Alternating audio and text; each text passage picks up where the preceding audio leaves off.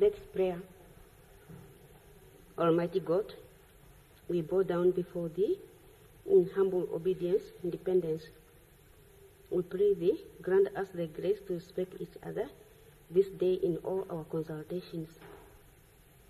That our deliberations today shall take place in the spirit of mutual trust, so that we, as leaders, shall lead our country on the path of peace and shall find solutions for issues and problems facing us. Grant us the mercy, O Lord, that we shall today also honor Thy name in all we think, do, and say. Almighty God, we pray Thee, bless our land and all its people. This all we pray in the name of Jesus Christ, our Lord. Amen. Let's affirm.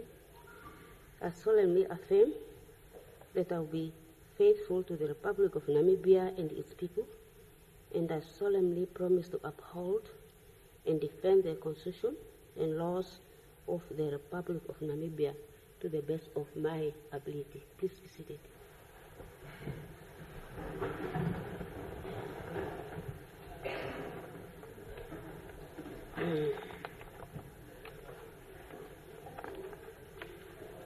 Today, the announcement from here, after we have gone through the routine of business, we know that today, Thursday, is the day for questions. Before we go for questions, we'll finalize first the tribute. Is it an agreement? Okay. Any report of standing and select committees? Other reports and papers? Notices of questions? Message from the head of state? Ministerial statement? Oh, just one person I'll listen. I can repeat again. A report of standing and select committees? None. Other reports and papers? None. Other reports and papers? Honorable Deputy Prime Minister, we have something to report?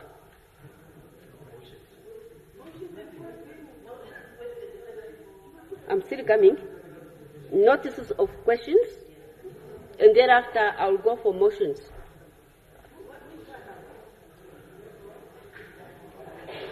The notice of questions, okay. I recognize Honorable Muchila. Question. Yes, can you proceed?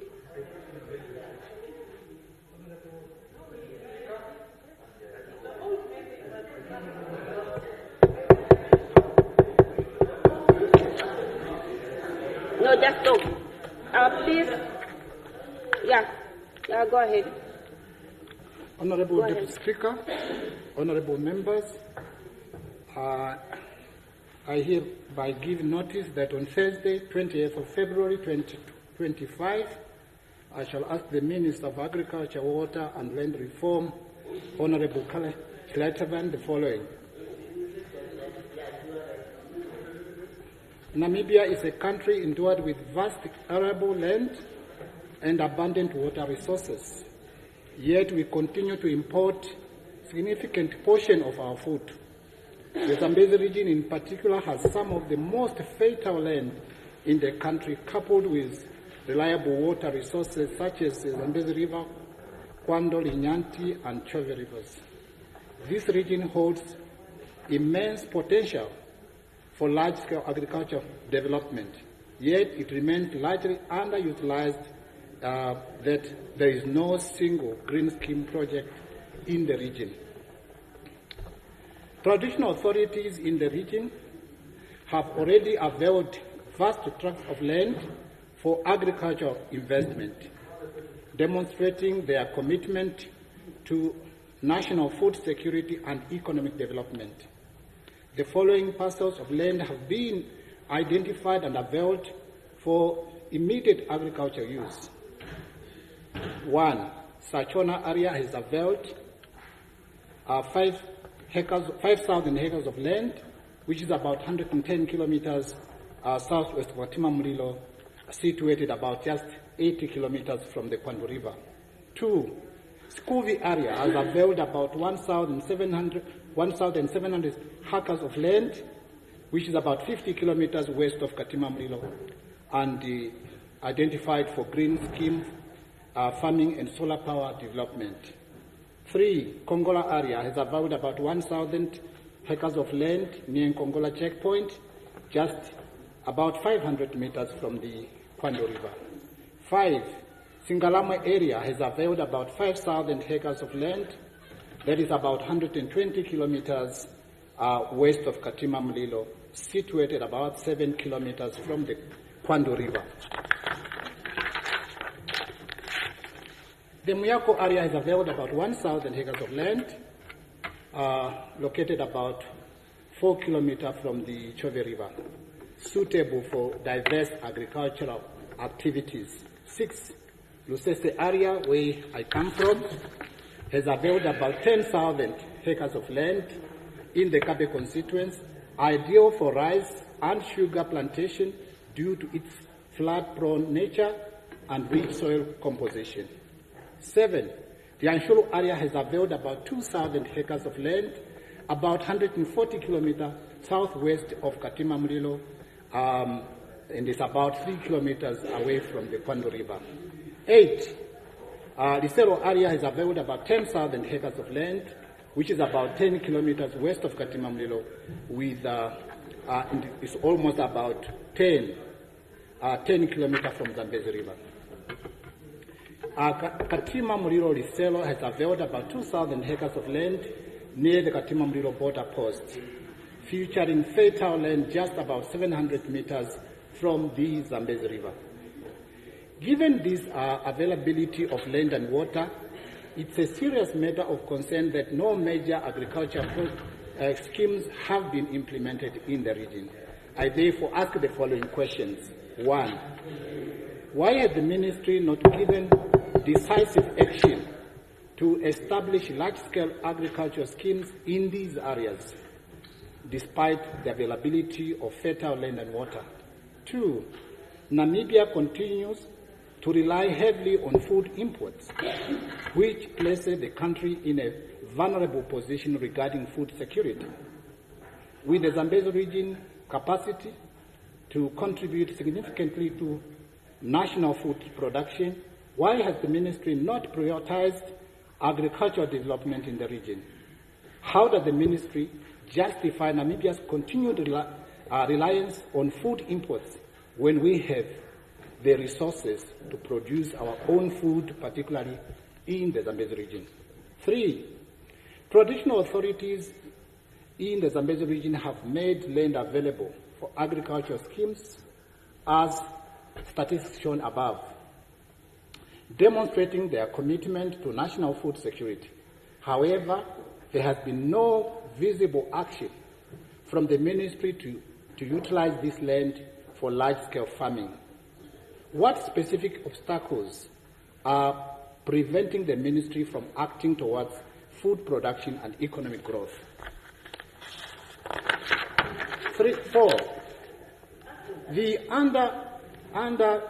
underutilized of agricultural potential in the Zambezi region is a direct contradiction to Namibia's goal of achieving food sufficiency.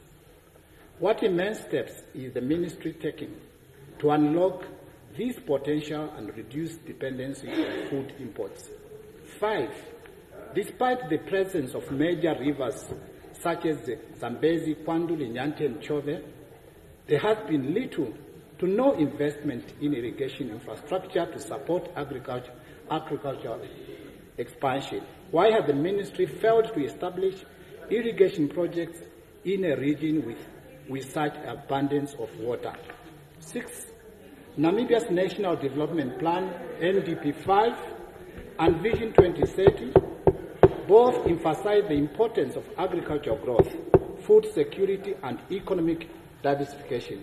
How does the ministry justify the continued neglect of the Zambezi region when these national policies prioritize agricultural expansion?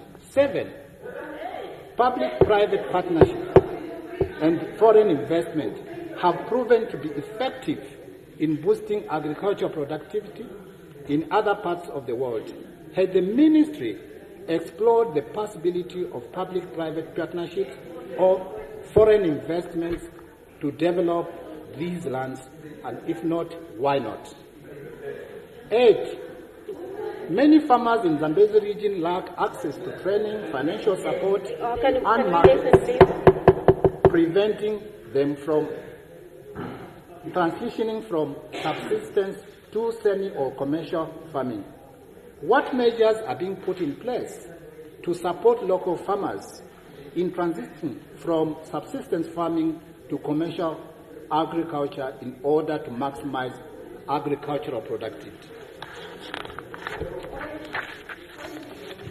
9. With climate change threatening Namibia's agricultural output, the government should be prioritizing resilient and sustainable farming methods. Why has the ministry not taken decisive action to implement climate?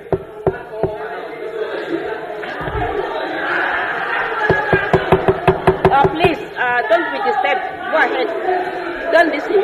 Go ahead. Can we listen to the person, please? 9. The honorable member. Proceed. Okay. 9. With climate change threatening Namibia's agriculture output, the government should be prioritizing the resilient and sustainable farming methods. Why has the ministry not taken decisive action to implement climate-smart agriculture in the Zambezi region, where conditions are favorable for such initiatives? 10. How does the government plan to prevent the continued underutilization of these lands and ensure that they are used for productive agriculture activities that contribute to national food security? 11. Without a clear timeline and measurable targets, the potential of the Zambezi region continue to be wasted. What is the ministry's specific timeline for establishing agricultural schemes in the region, and how will it ensure accountability in achieving these goals? The potential of agricultural transformation in the Zambezi region is undeniable. If these lands are properly utilized, we can significantly reduce food imports, create employment, and strengthen Namibia's food security. The time for action, Minister, is now. I so submit. Okay, please submit your question. Submit your question, please. You still have more. Okay, proceed. No, just listen. Look at me. Yeah. Yeah, very briefly, proceed. Speaker, honorable members, again, I hereby give notice that on Thursday, the 20th of February 2025, I shall ask the Minister of Health and Social Services, Honorable Dr. Kalumbi Shangula, the following. The dire health care situation in the Zambezi region is a matter of concern. Yes. Proceed. Charity begins at home. Honorable Mutila, don't The people of Zambezi are facing... Listen, don't bother to respond to what, just proceed. The people of Zambezi are facing critical challenges due to lack of an intermediate hospital, inadequate medical facilities, and a shortage of trained specialists. I therefore put forth the following pressing questions. Why has the government not prioritized the establishment of an intermediate hospital in Zambezi region despite its geographical isolation and increasing population? 2. What immediate steps is the ministry taking to address the shortage of qualified medical specialists in the region? 3. Given that the Katima Mulilo State Hospital lacks critical care infrastructure, what plans are in place to equip it with modern medical equipment and intensive care facilities? 4.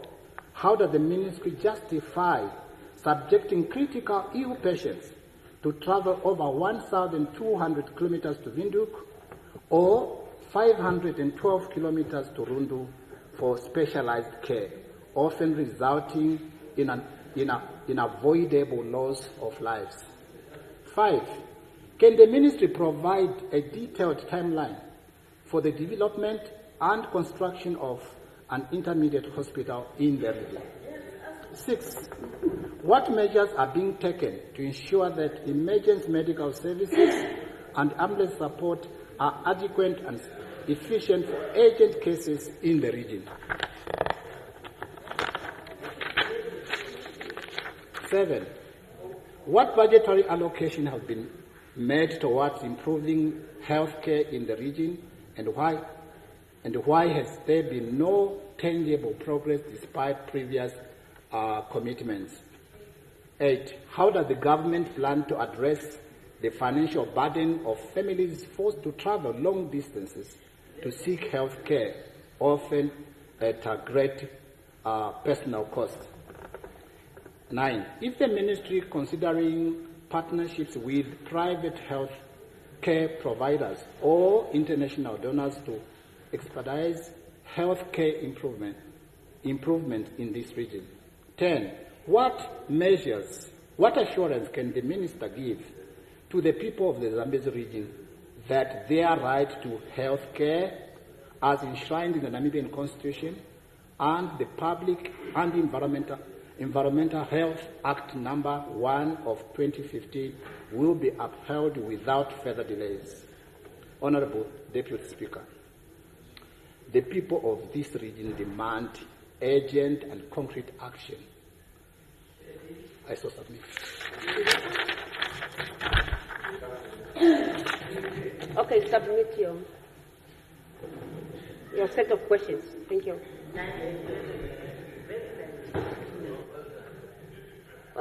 Next. Any further questions? Honorable Linda or Honorable Lloyd, my namesake.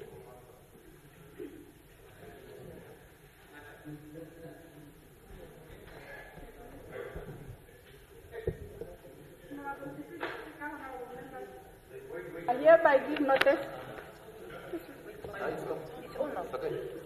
Yeah, proceed. Proceed. I hereby give notice that on the Thursday, 20 February 2025, I shall ask the Minister of Gender Equality, Poverty Eradication and Social Welfare, Honorable Doreen Sioka, the following. The Ministry is currently busy rolling out the conditional basic income grant to different towns with a monthly grant of $600. The conditional basic income grant is up. It's an extended of the former food bank program designed for the vulnerable and destitute households in urban and semi-urban towns. This grant is helpful to so many people in our country. Therefore, there are some serious concerns. I therefore wish to ask the following question to the Honorable Minister. Number one, they have to say, just quiet. There is confusion about the registration for the grant.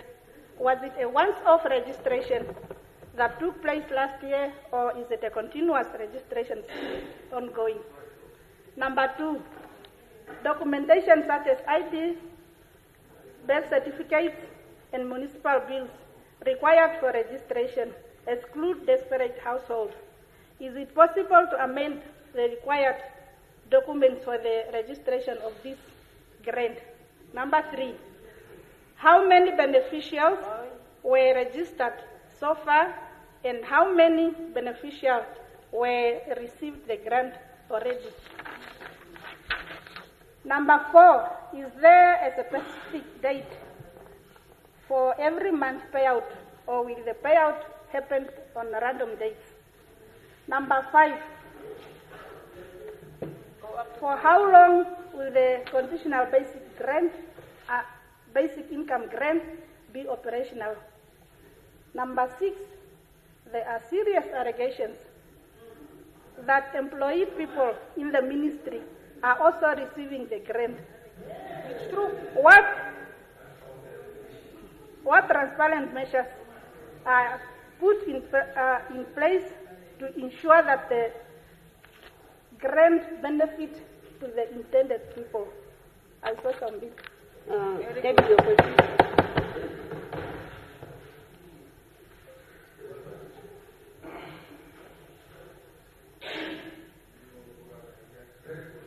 Next, Honorable Hamada.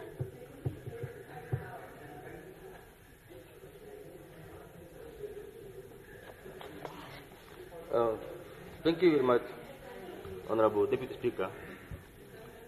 Honorable Deputy Speaker, I hereby give notice that on Thursday, 20 February 2025, as I asked the Minister of Finance and Public Places, the Honorable Ipumbu Simi the following. The Nambian Constitution is founded on the principles of justice, equality, and fairness, as outlined in Article 10, which guarantees that all persons shall be equal before the law. Honorable Deputy Speaker, the Constitution prohibits any form of discrimination.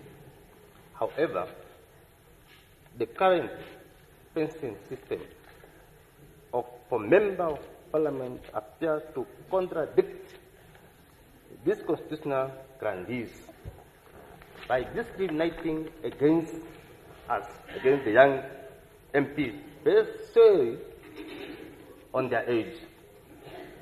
Honorable Deputy Speaker, allow me to ask the Honorable Minister the following question. One, Honorable Minister, do you acknowledge the inequality in the pension benefit system for younger Member of Parliament, particularly those under the age of 55? And what steps are you prepared to take to address this constitutional imbalance? Two, how do you justify a system where two members of Parliament elected at the same time but of different age receive unequal benefits despite serving the same Parliament? Three, when do you intend to bring change to the pension fund in Parliament to ensure that the current pension system reflects justice, equality, and fairness for all members of Parliament, regardless of age? Four. Sorry, this question have to do with, among others, those MP we have elected to represent us. I will kindly, humbly ask them to listen tentatively. Thank you very much, Honorable. Proceed.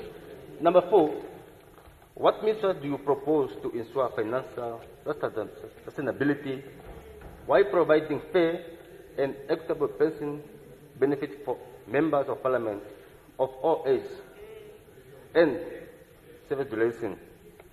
The last one, Honorable Minister, when will you address the concern caused by the current pension structure and ensure that younger member of parliament who have served equal time receive equal pension in retirement, consistent with the constitutional principle of fairness and justice? Answer the bench, Honorable Deputy Speaker. Yeah, okay.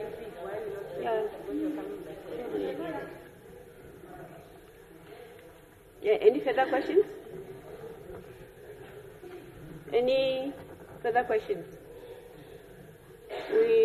Notice of motions. Notice of motions. I recognize Honorable Deputy Prime Minister. You have the floor.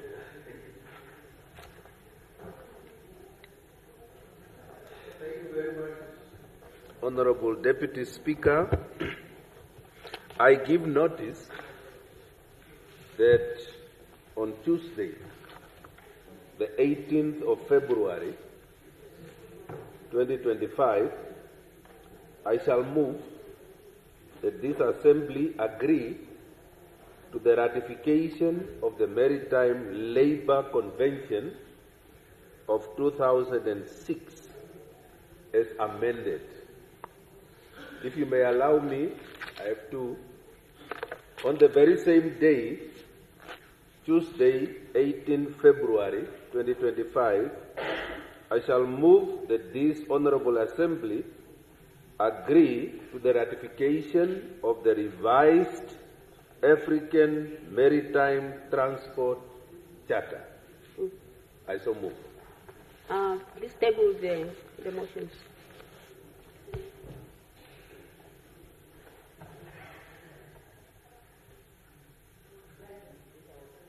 Any further?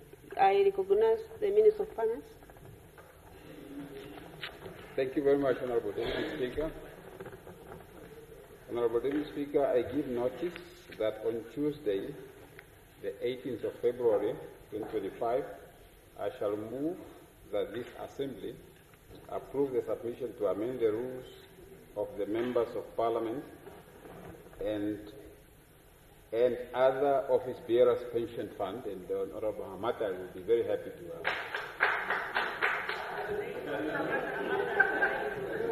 So I so move, Honorable. Please table the motion.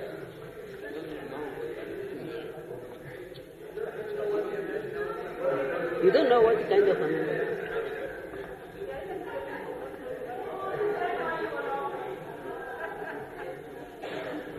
Any notice of any notice of motions? Notice of motion? Who? I recognize Honorable Dinda. Thank you, Honorable Deputy Speaker. I move without notice that I have been delegated by Honorable Hengari that the notice of a motion on the order paper be withdrawn in terms of Rule 126 of the Standing Rules and Orders. I so move, Honorable Deputy Speaker. Yeah, table the motion.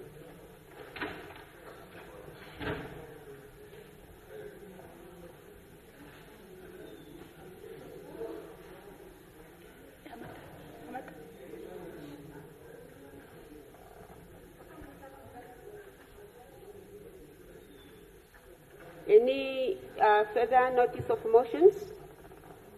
None. Message from the head of state. Ministerial statement. We are now proceeding to the message of condolences. We proceed where we left yesterday. I have those names. Namely Nabu Kashikola, Kanjom, Wende, Nicanor, Ifete, and so forth. I recognize Dr. Kashikola, Honorable Dr. Kashikola.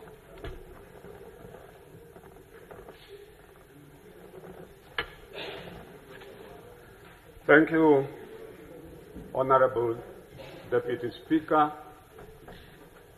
honorable members. I wish to join those members of this August House and the public out there in giving my condolence to one of the greatest, if not the greatest, son of the Namibian soil, a revolutionary and visionary leader, the leader of the Namibian People's Revolution, the commander-in-chief of the People's Organization, of the People's Liberation Army of Namibia plan, of which I and the other members in this House and outside this House actively participated under his commandment as plan combatants. I am standing here on my own behalf. I'm not speaking on behalf of all of them, but they will agree with me in most of the things that I will mention about our Commander-in-Chief. I have had many encounters with Dr. Nujoma as the president of the SWAPO party or the Liberation Movement and the commander-in-chief of PLAN way back in 1978 when he was addressing the parade, pass-out parade of the newly trained combatants at Topia's Haineko Training Center, of which I was part of the passing intake. I have seen him for the first time on that particular day.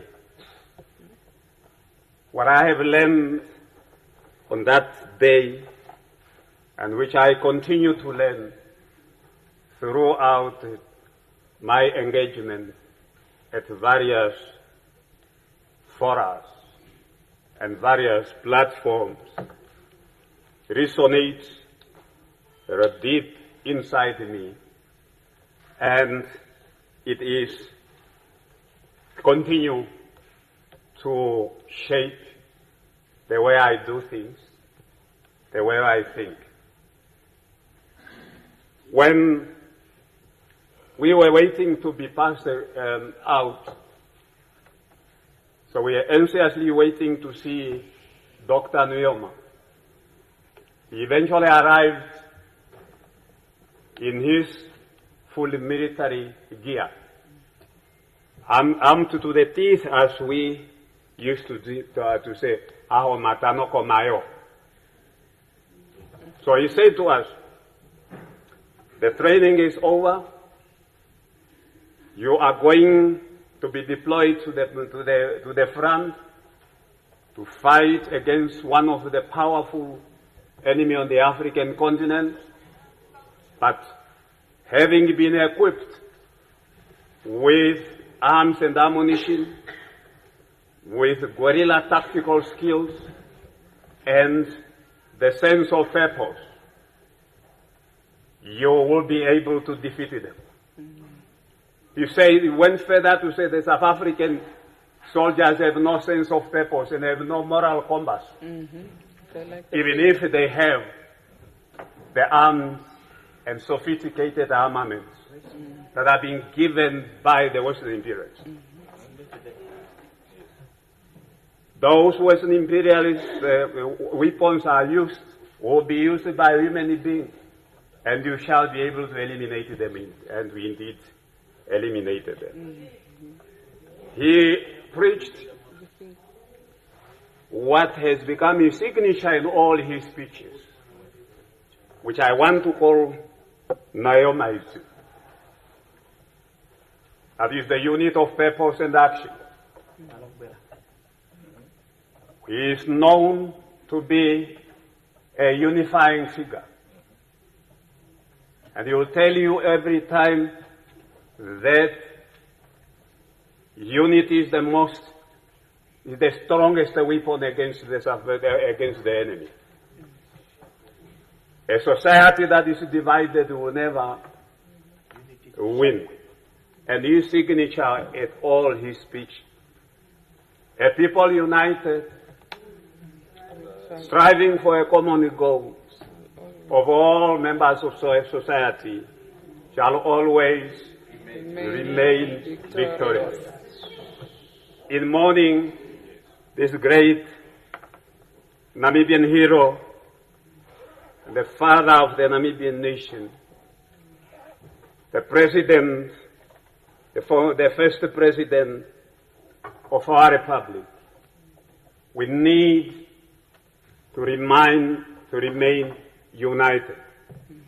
One of his inspiring speeches and the quote that I always reveal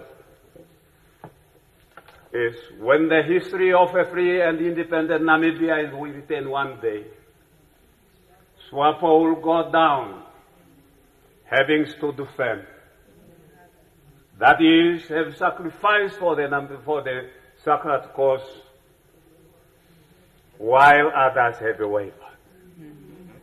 Those words resonate through my entire body system when I think of Sam Nujoma, the leader of the Namibian People's Revolution. His vision as a statesman has been described by many people who have spoken before me. We remember his vision of getting water from the Congo River. We remember his vision of desalinating seawater. We remember his vision of a railway from Oshakati to Cape Fear. We remember his vision of an education, urging the students and learners to study hard, to become scientists and doctors, and he said we can be able to even build our atomic bomb. I am talking about a revolutionary, a father of the Namibian nation, and a commander of North. When Sam Nujoma decided on something, I've interacted with him in various occasions. I was not so senior, and I have not been too senior during his term, but I have happened to interact with him. On the eve of the Congress of 1997, I was on a mission to Katimamlilo, sent by the Ministry of Local Government, Regional and Local Government and Housing at that time, as a focal person responsible for the preaching of the policy of decentralization. While I was there, I was not a delegate to the Congress. While I was in the meeting, I found a message. Yes, Honorable Jerry Kanjo called. He was looking for you, and he said you must return call to the State House. I had a serious. Imagine what goes in the mind. So I called Dr. Angolo. Dr. Angolo, apparently you are looking for me. No, it's the president who's looking for you. I paused and thought about how to react. I first dropped the phone because I had to compose myself first. When he said, I called the next day, no, the president wants to talk to you himself. I wanted to find out. I said, the minister called. He did not pass a message. And now the secretary does not want to tell me what did I do. So he transferred to the president. He said, immediately said, "Hello, camarada. Hey, what is going on there?" No, I'm on a mission in Katimamlilo. He said, "I want you to be in Windhoek tomorrow at 9 o'clock." And I was in Katimamlilo at 2 o'clock. We want you to do a translation at the Swapo Party Congress. I said, "Comrade, yeah, I mean, this file said, Comrade, is aluta continua. Backward never, forward ever, backward never." Yeah. So I wanted to see, report to Jerry Kanjo tomorrow at 9 o'clock at Wimbledon Showground. So that's how I know him as a commander. So I had to travel all those kilometers from Katimamlilo to Enana because I was not prepared to come to Windhoek. That 988 kilometers, of which only 500 were, of which only 340 was a tar route, to proceed to come to Windhoek. So that I am describing how Nujoma is. So the other thing that demonstrates his command and assertiveness when he was inaugurating the Divundu Correctional Service under the then Ministry of Prisons and Rehabilitation. I was the regional officer in Kavango. So he decided I'm going to sleep right at the place that I'm going to inaugurate. We are saying, no, they through his team, we are arguing with Colonel President, this is not conducive, that is not. He said, I'm going to sleep there. We had to run around with my governor and Moremi to make sure that wherever he has decided is going to be conducive, because it was not made to be for the executive, it was made as a prison and then accommodation for prison officers, not for the president. We have to run around. Finally, the rest is history. So it is Nujoma who all of you have described. I would have, if I had all the time, gone further and further talking about him. But we are mourning the greatest hero of this country, a Pan-Africanist who has always had interest in transferring his knowledge to the young one, those of us who were young, and in comparison to his age, we are still young. He had that courage, that passion of transferring the knowledge. To refer you to the deeds of the Kwame Nkrumah, the Agostinho Neto, Edward Mondelane, and some other eminent statesmen or state persons. May I now take this opportunity to convey my heartfelt condolences to the widow, Mekulu Kovambo Nujoma, to my regional medical officer, Daniel Utoni Nujoma, of whom we shared the trench with, Comrade Nefungo Saki Nujoma. We also shared the trenches together. The sibling, the Nujoma family, the Namibian House, that include Parliament, the executive, and the judiciary, as well as the Namibian people at large, in mourning the hero.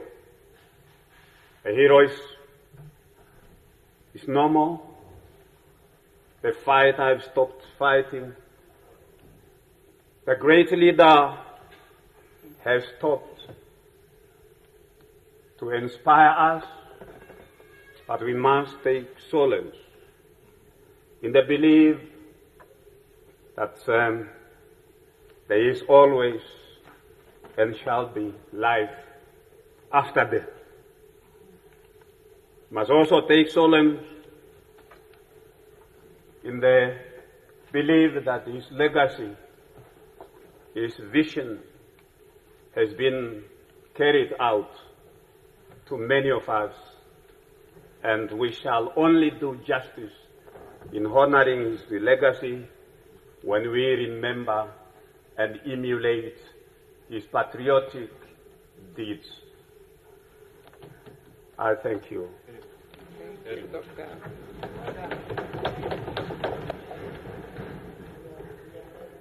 Yeah, thank you very much.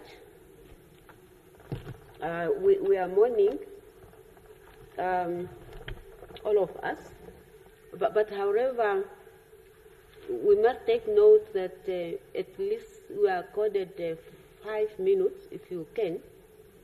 It will be impossible for me to stop you in the middle, but if you can ensure that within at least 5 minutes you finalize what you're supposed to say. I recognize Honorable Ekanjo. Thank you, Comrade Deputy Speaker.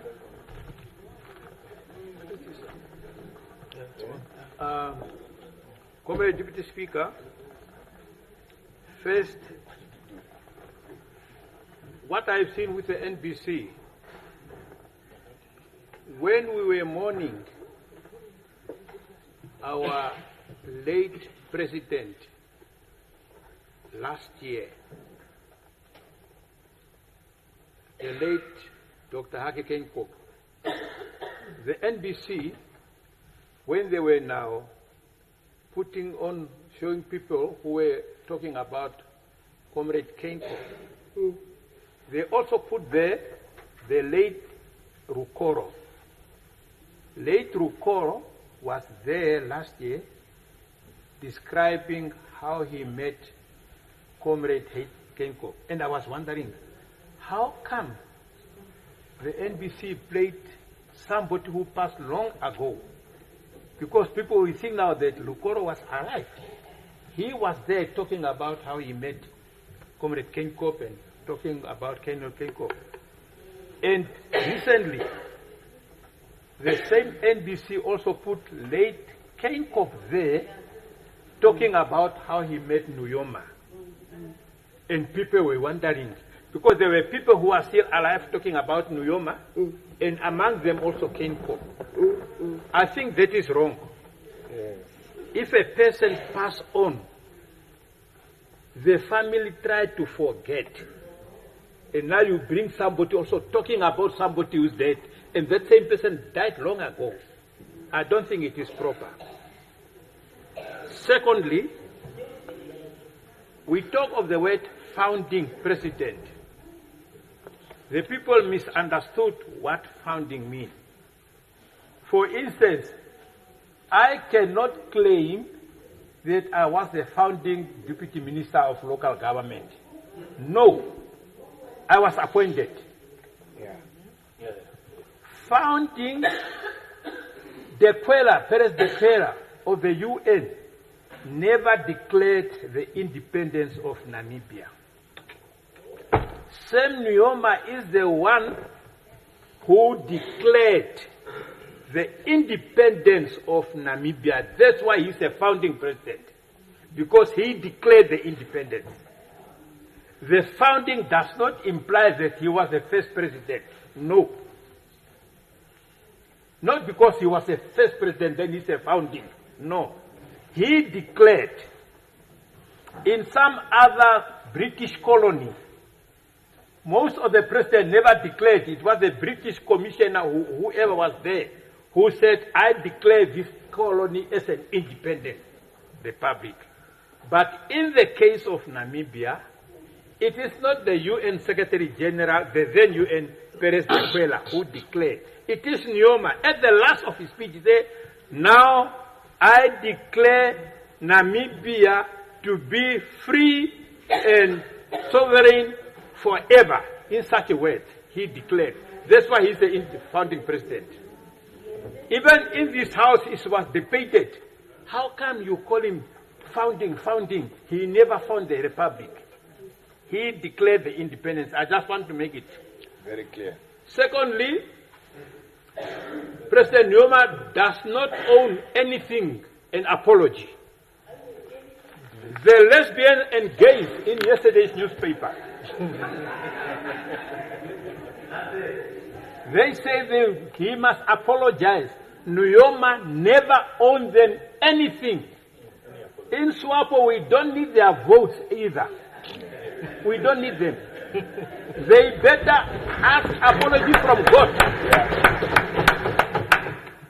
They must ask apology from God because they transgress human beings. Yes. Not asking from them. This should be clear. This should be clear. Nujoma never owned them anything. And we don't need them in SWAPO. We don't need them even either their vote. They were not part of the struggle. If they claim they were part of the struggle, it must be clear. Yes. Comrades, the Namibian people are fortunate. Fortunate in a sense that in many countries, those who start the liberation struggle of their country never saw the fruit of independence. The ANC was formed in 1912.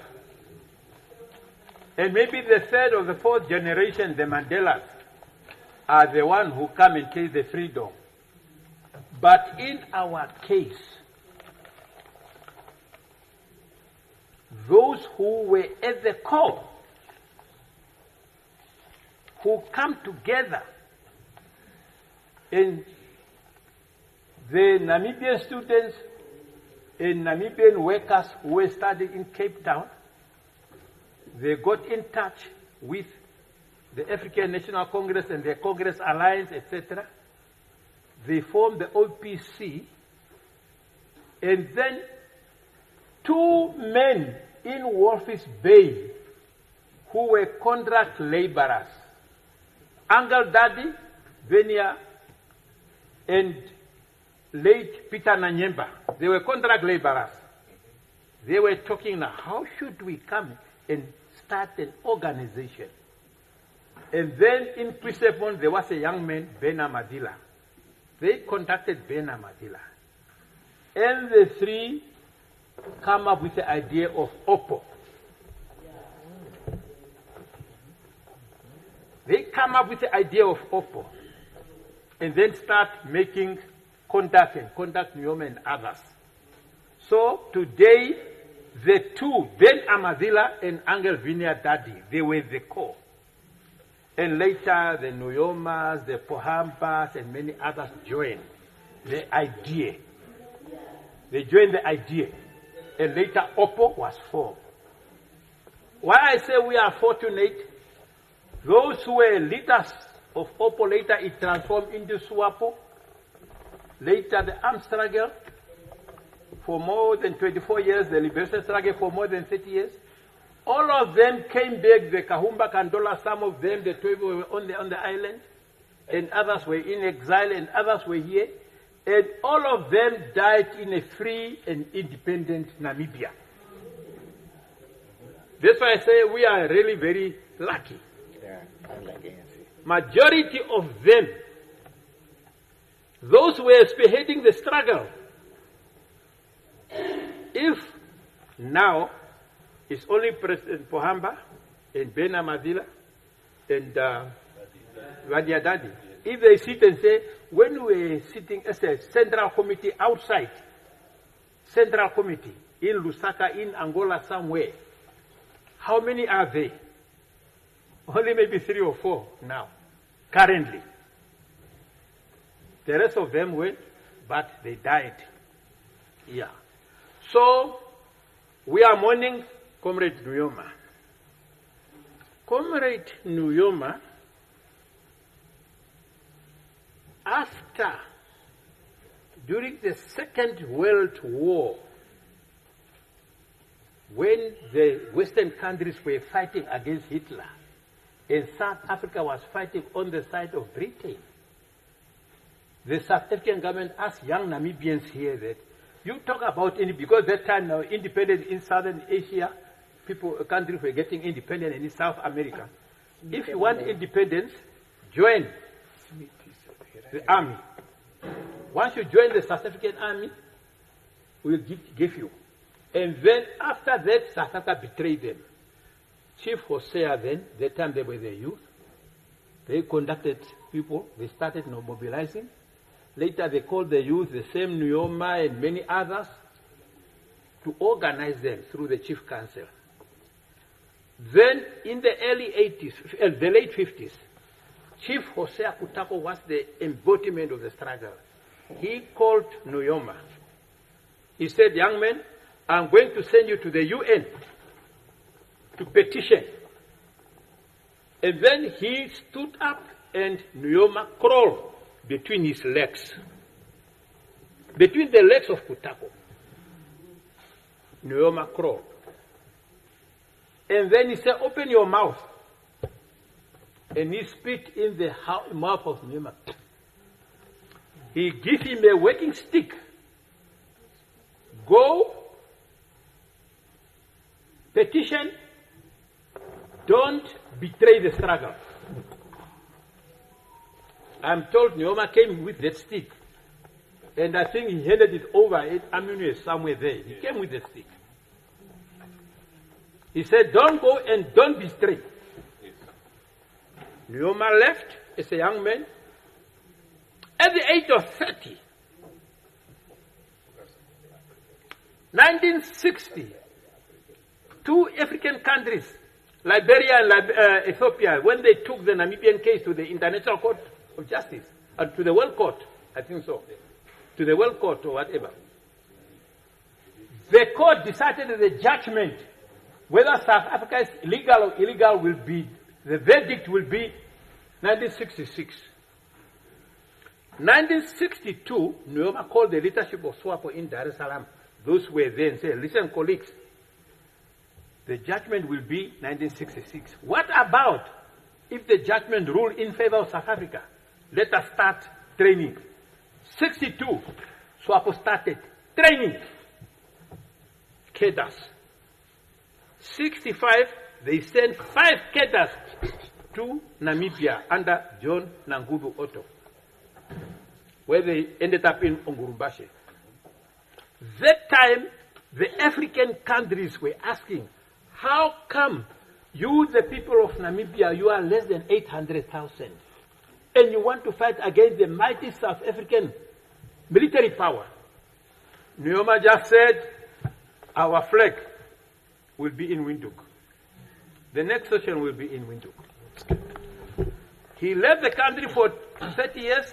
He left at the age of 30. He came back at the age of 60.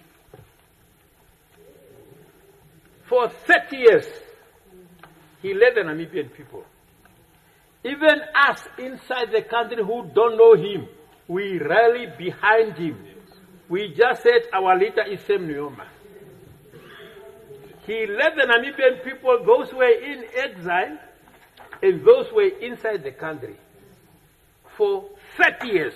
And in the 30 years, he traversed the globe. He hardly stayed 1 week in a place. He hardly stayed 1 week. Today is at the front, tomorrow is in New York, tomorrow is in Asia. He never stayed at one place. Never ever. Never ever. And if you compare him with the other leaders of the liberation struggle, others went. I mean the Namibian people, I'm proud of the Namibian people. Namibian people were all over the globe. Be they Swapo, Swanu, Nuto, and many others in independence, they were all over the world. Some were in high, sophisticated European cities. But at independence, all of them came back, and they went to their village. In most African countries, and many parts of them, once they come back, they don't go to their village. They just stay in Europe. But not the Namibian people. We are village bound.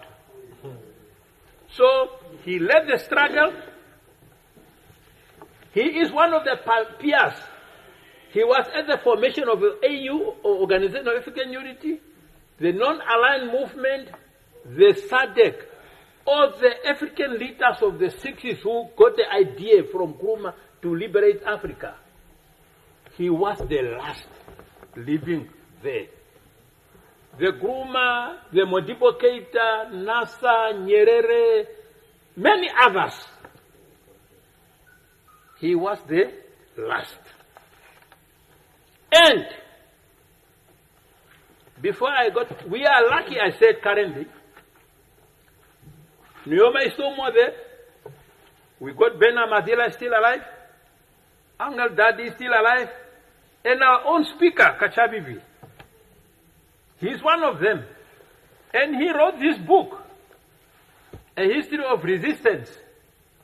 It's a pity he's not here. I wanted to ask him so that this book must be displayed here in the foyer. It's a book written by the speaker. So the Secretariat of the Parliament should ensure that this book is displayed here so that we can read. Yeah. We so endorse. Our speaker. He is one of the founders. They were there. He is one. He is amidst us. It's only that we Africans, we like to talk good of a person when we bury a person. Then we talk good. Because I remember in the 70s, in the old location, in the Katutura cemetery there was an old man, a man.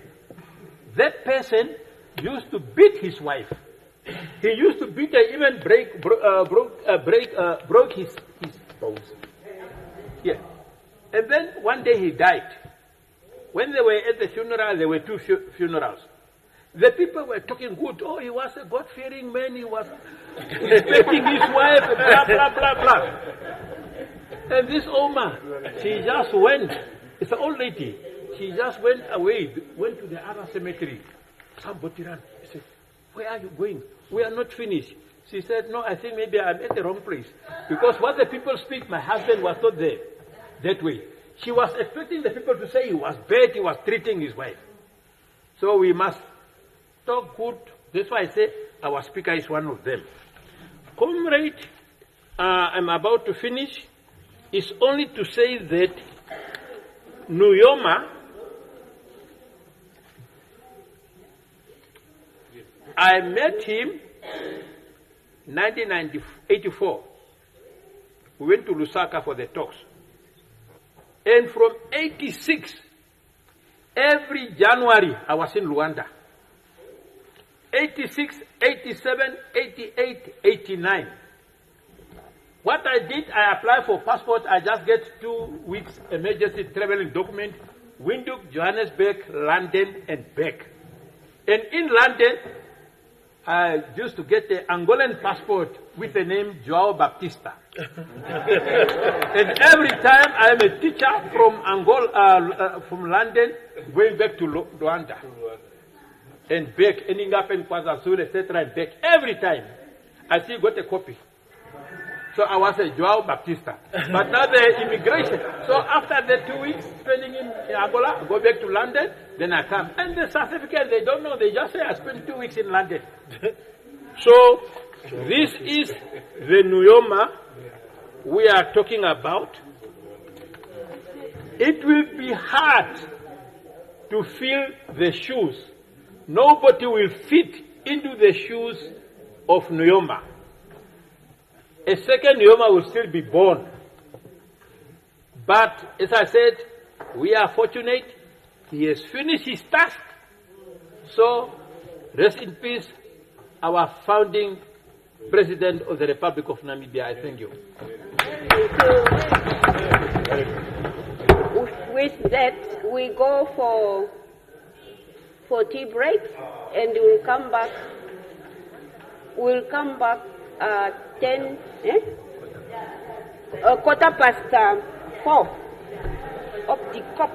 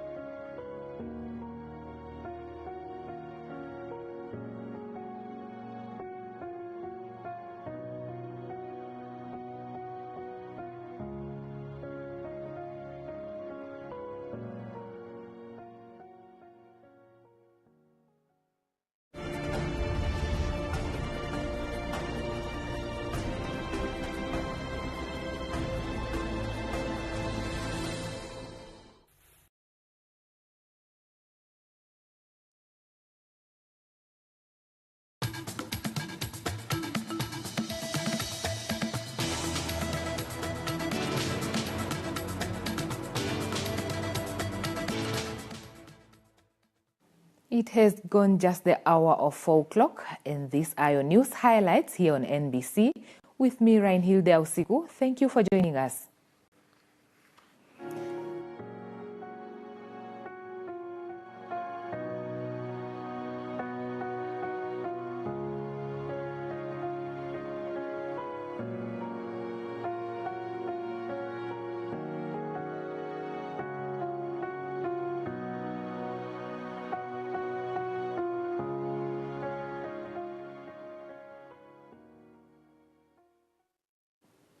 The Mafwe Royal Establishment has joined other traditional authorities in remembering the late founding president, Dr. Sam Nujoma.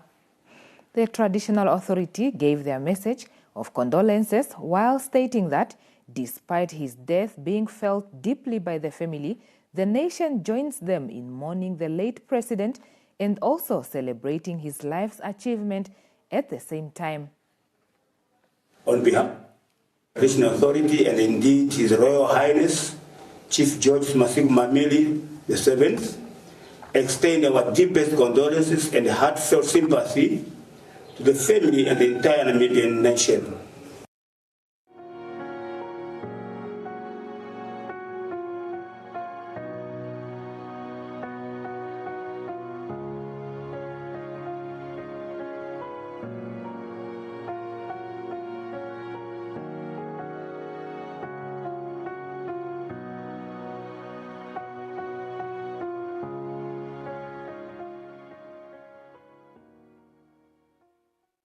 News, police spokesperson, Deputy Commissioner Kauna Shikwambi has dismissed claims that the Namibian police have changed its investigating team in the ongoing diamond heist at Namdia. Responding to the media queries, Deputy Commissioner Shikwambi said that the case is now before the courts and Nampol's public relations unit is no longer at liberty to communicate any further information regarding the investigation. Deputy Commissioner Shikwambi clarified that the key investigating officers who have been part of the investigation since the night of the incident took place remain part of the task force as constituted by the Inspector General. She added that Commissioner Nelius Becker and his forensic team are providing forensic and analytical support to the investigation. Shikwambi urged the public to remain patient and allow investigators to do their work. The exact value and quantity of the stolen diamond remains unknown.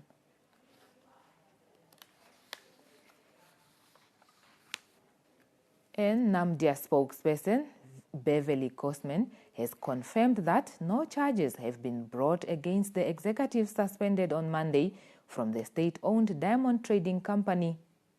According to Kosman, the suspensions were meant to facilitate an unhindered internal investigation and ensure the integrity of the process.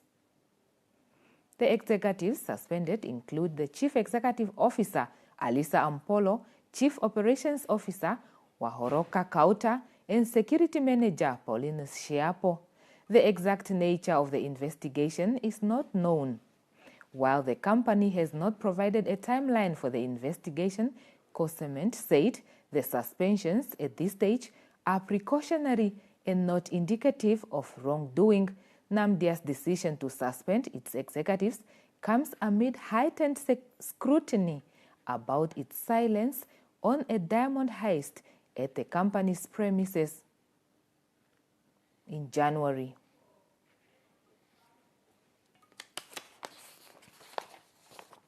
The state has filed a leave to appeal to the Supreme Court after the Windhoek High Court overturned the conviction of rape accused medical intern Dennis Noah last year. Noah was convicted on a count of rape and was sentenced to an effective 8 years in prison term by a Windhoek magistrate. He appealed this conviction to the Windhoek High Court, which overturned it. High Court judges found that the state did not prove that the unconscious patient hospitalized at the Katutura Hospital's head injuries unit was indeed raped, and if indeed a rape occurred, the state also did not provide sufficient evidence that the rape was perpetrated by Noah. In its leave for appeal, the state argues that the High Court paid insufficient regard to the totality of the circumstantial evidence, which proves beyond reasonable doubt that Noah is guilty of rape. The state argues that it proved that Noah was the only person who was with the victim during the period which the rape occurred, and says the court must consider the totality of the evidence. 14 Okashana communal livestock farmers and cattle herders recently made their appearance before the Tsume Magistrate Court, where they are facing a collective charge of malicious damage to property. The men were arrested in September 2024 for unlawfully removing fences erected on communal land, where they are also demanding investigations into the occupation of such grazing land in Okashana ku Kongo Wanehale. Appearing before Magistrate Karen Cleopas, the accused were informed that the investigations into the matter is not yet complete and that their bail is extended. They are set to return to the dock on the 12th of May, where they will be representing themselves. Last year, farmers and community members demonstrated and delivered a petition to the Oshikoto governor to act on their grievances to end the ongoing illegal fencing and occupation of large hectares of land at the expense of small livestock farmers. However, the appeal seems to have fallen on deaf ears. The land is allegedly being fenced off by unidentified political connected figures and elite individuals. A civil case is also underway between the group, Ondonga Traditional Authority, and the Oshikoto Land Board. Okashana ku Kongo Wanehale has been a free-range grazing area for small-scale farmers since the reigns of King Paulus Eliphas, King Philemon Shumbwa Eliphas, and the late King Emmanuel Kauluma Eliphas. The Oshodonjupa Regional Education Directorate has confirmed the placement of all 921 learners who were without school at the beginning of the academic year. Grades 1, 8, and 10 were the most affected. Oshodonjupa Education Directorate, Geba Dafenongo, told NBC News that they have concluded the placement of all learners, although some learners will have to attend classes through the platoon system at Okahanja. 394 learners were placed in grade 1, 417 in grade 8, while 110 grade 10s secured places at Grootfontein, Okahanja, and Oshiwarongo. The platoon system is meant to mitigate the challenge of lack of classroom space and to accommodate a growing number of learners. In the meantime, Dafenongo says the Directorate is undertaking the recruitment of 30 teachers needed, of which 12 are grade 1 teachers, 14 for grade 8, and 4 for grade 10. The distribution of newly repaired school furniture will also be done soon, including additional textbooks, stationery for all learners in the platoon system. A budget of 3 million has been set aside to cater for all circuits.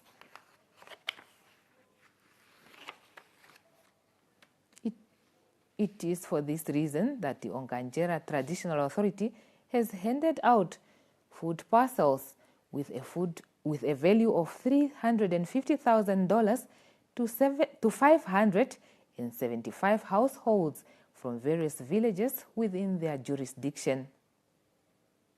Umukwanilo wa Wanganjera, Johannes Mupia, says the sporadic rainfall experienced over the years has left many, especially those who are unemployed, to go to bed on empty stomachs. The Omkwanilwa has thus pledged to ensure his subjects are taken care of during those difficult times, while also calling on them to work hard this season for a mahangu surplus. The traditional authority has also rehabilitated earth dams to ensure access to water for both humans and livestock. Beneficiaries thanked the traditional authority, saying the assistance will go on a long way in supplementing the government social grants that have become the basic income in majority of households. Traditional authorities in Namibia get assisted by government financially with funds coming from our natural resources.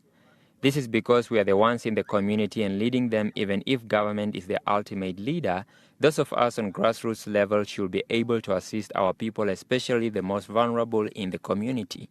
We are really grateful to our leader for giving us these food parcels. They will go a long way and have greatly lessened the burden of us having to worry where our next meal will come from. Yes, it did rain, but the food is never sufficient as we don't get much from our harvest anymore. We are thankful to Tate Mupia. Some leaders forget their people. And that wraps up the news highlights for this hour. Stay tuned to NBC.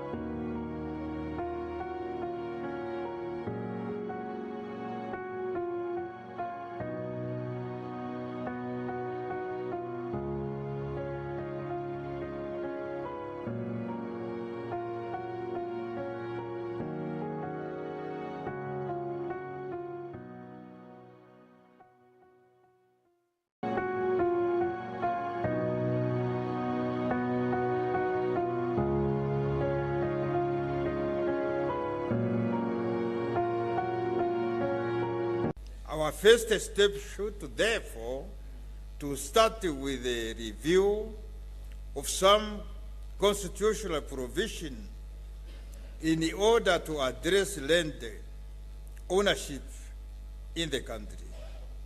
For this reason, the Constitution of the Republic of Namibia is to be amended through a referendum. It is only this way that the state can own the entire land in the country, including the agricultural commercial land. Indeed, I strongly believe that land should belong to the state, and no foreigners should be allowed to own commercial land in Namibia. This is what we agreed upon in the first National Land Conference, and that mechanism should be put in place to speed up the expropriation of without compensation of land belonging to the absentee landlord. However, there are those who are suggesting that such commercial farmland owned by foreigners should be expropriated in the public interest, provided that a fair and a just compensation is given for the infrastructural development that has taken place on the farm. Similarly, the first National Land Conference resolved that given the difficulties in redressing ancestral land claims, restitution of such claims in full.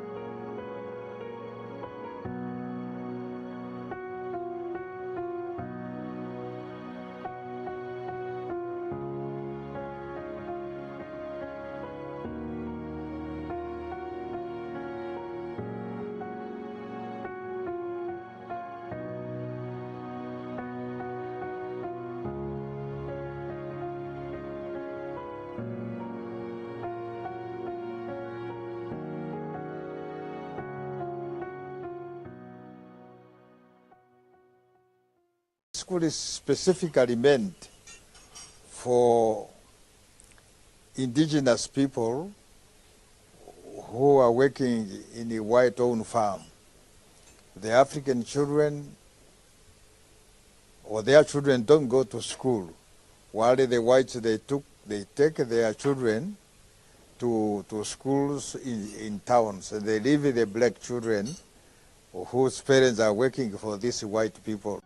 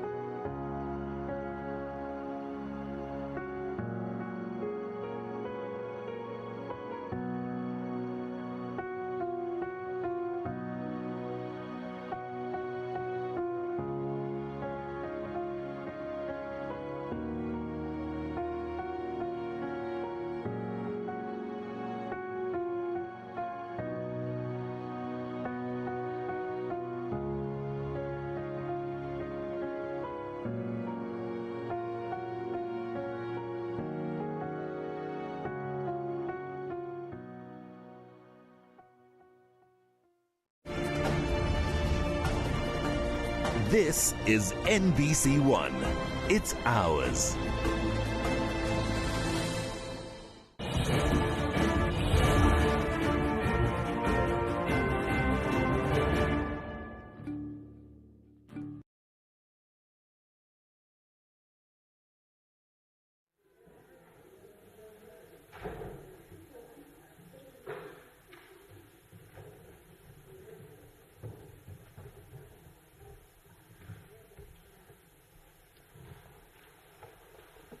Please be seated.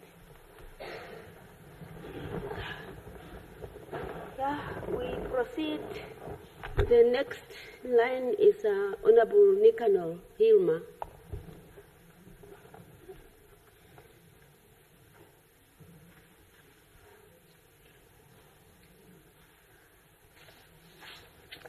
Thank you very much, Honorable Deputy Speaker, honorable members of this august House. I also rise to join with all those that took floor before me to pay tribute to our late father of the Namibian nation, whose passing I also receive with sadness and disbelief. Thus, I stand here today to join you, honorable members, the Namibian nation, our African continent, and the world at large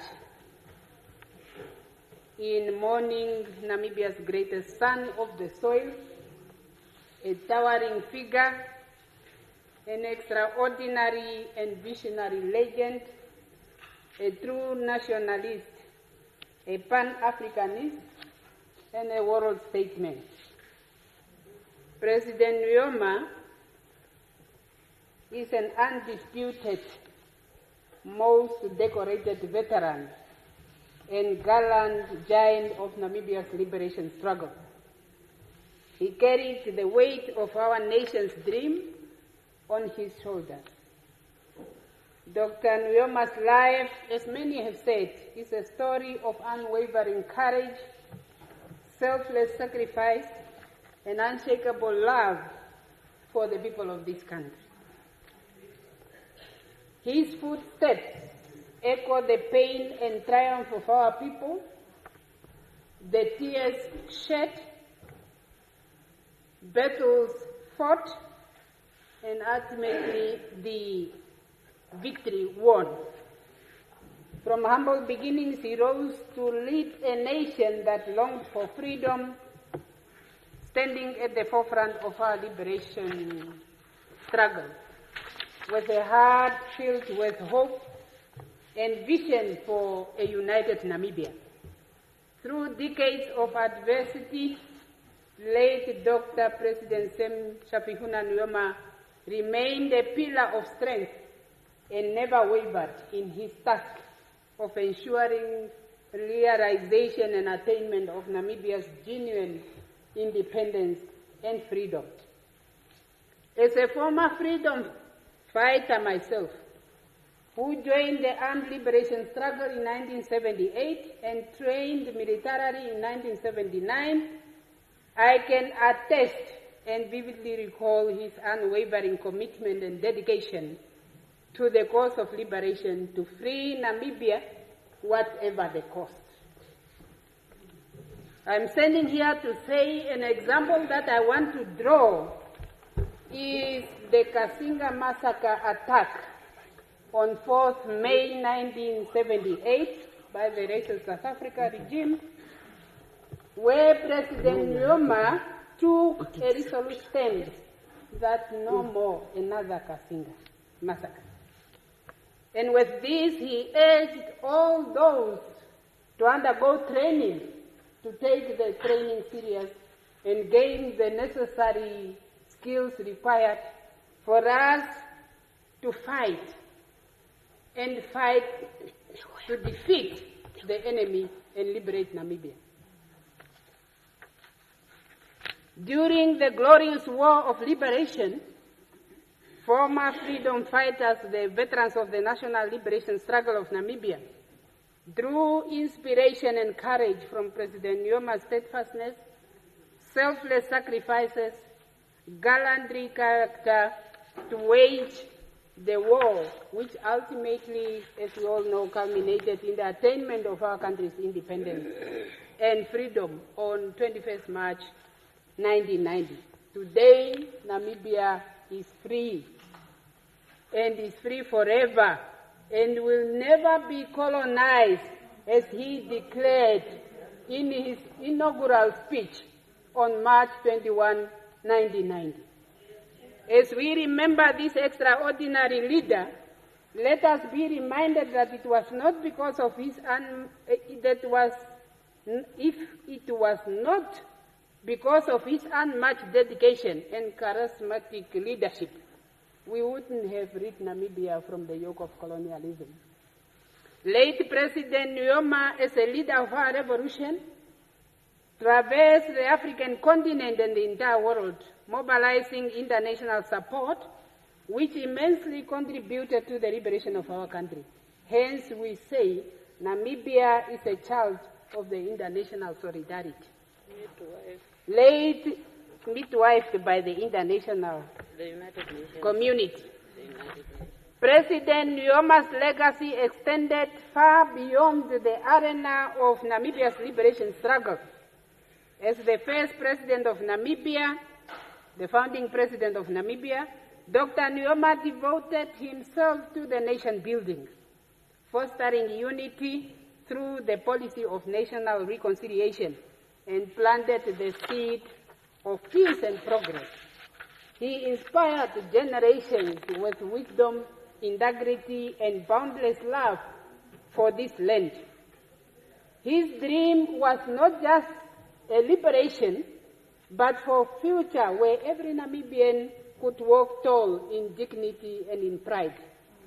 He empowered the Namibian nation through promoting the importance of education. His commitment to education and his call for young people to take education serious still resonates in many of us.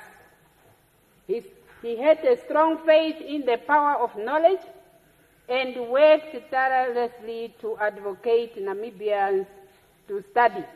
And while here, I wanted to draw an example of when late Dr. Semsha Fehuna Nujoma used to make a call to the young Namibians to take up studies, particularly in fields of science, in fields of to study as engineers and doctors. Testimony is that some of us today, and I want to draw an example of a Namibian young man who today is a mechanical engineer who was part and parcel of the construction of the Neckartal Dam in the south today, a Namibian child, and who is a mechanical engineer. This was as a result of the inspiration and encouragement by our late Dr. Semsha Fehuna Nujoma for our young people to take up those fields. Late Dr. Sem Nujoma understood that true independence was not merely the absence of colonial oppression, but the cultivation of minds capable to defend and advance the interests of an independent Namibia we all are enjoying today. He groomed and molded leaders destined to take up the mantle of leadership. Today, Namibia continues to be in good hands. There is no doubt that President Nujoma made a lot of achievements, as is evident in many of our tributes. During his time as the first president of this beautiful country of ours, and I want to address myself to the contributions late President Nujoma made to that part of our country, the Karas region, where I had a lot of encounters with Dr. Semsha Fehuna Nujoma, where we worked, some of us, in our capacities as SWAPO Party regional coordinators, as members of the regional council, representing the Karas region in the national council. The examples that I want to draw, two of them at least to highlight. Let me take the agricultural development in that part of our country.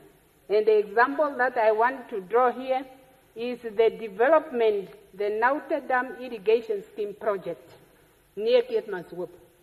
Nauta Dam, which is the third largest dam in Namibia, became a hub of agricultural development under Dr. Semsha Fehuna Nujoma's leadership.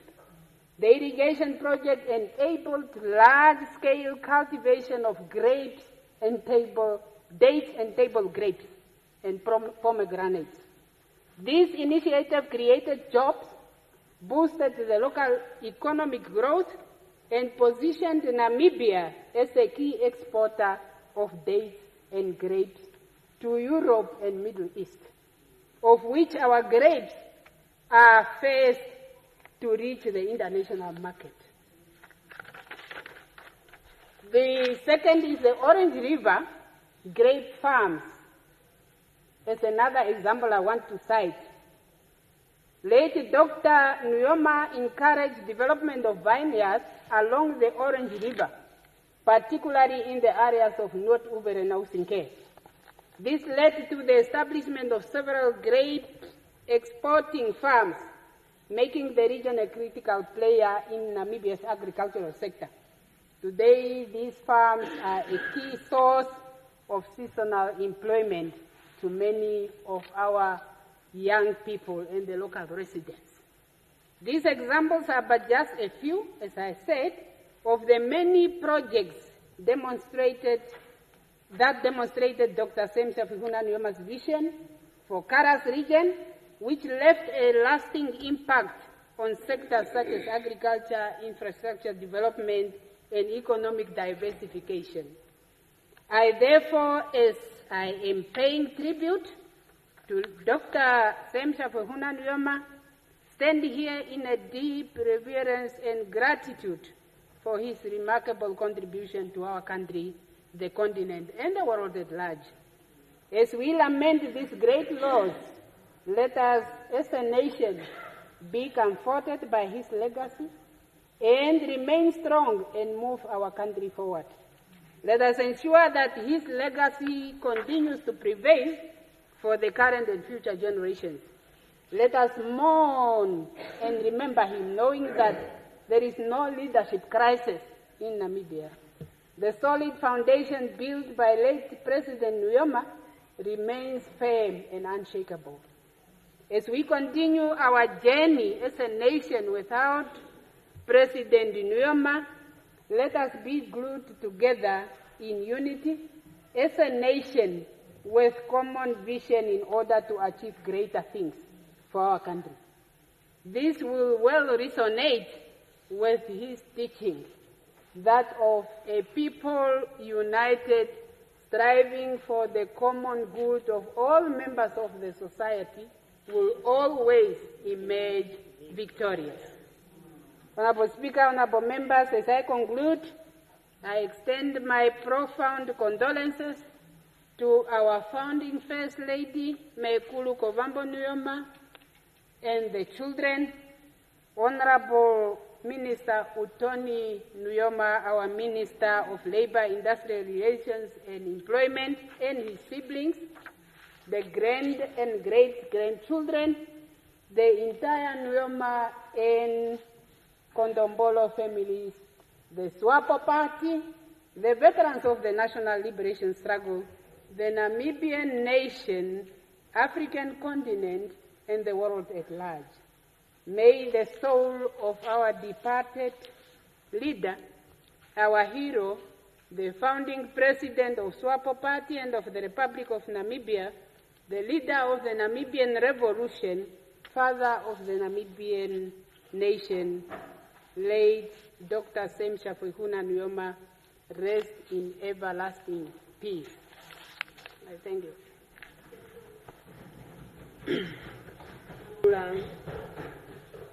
Shirunga.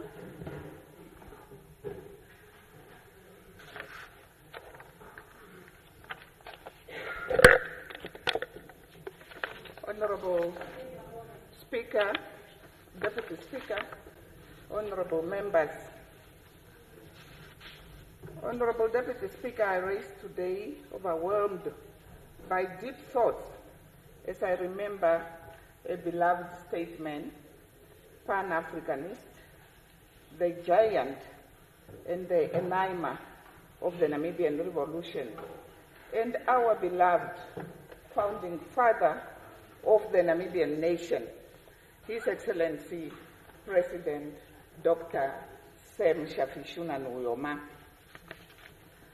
I would like to thank God, the Almighty, the Omnipresent, for having blessed the founding president with a dream for an independent Namibia, for guiding and protecting him in the fight for freedom, and for keeping him alive to see an independent Namibia that he and so many others sacrificed for. Namibia has been shaken to its foundations. A dark cloud lingers within us. We are in a black void of space. We remember our founding father's resilience, perseverance, and his unquenchable thirst for his lifelong commitment of seeing Namibia, his beloved country, free from the yoke of colonialism.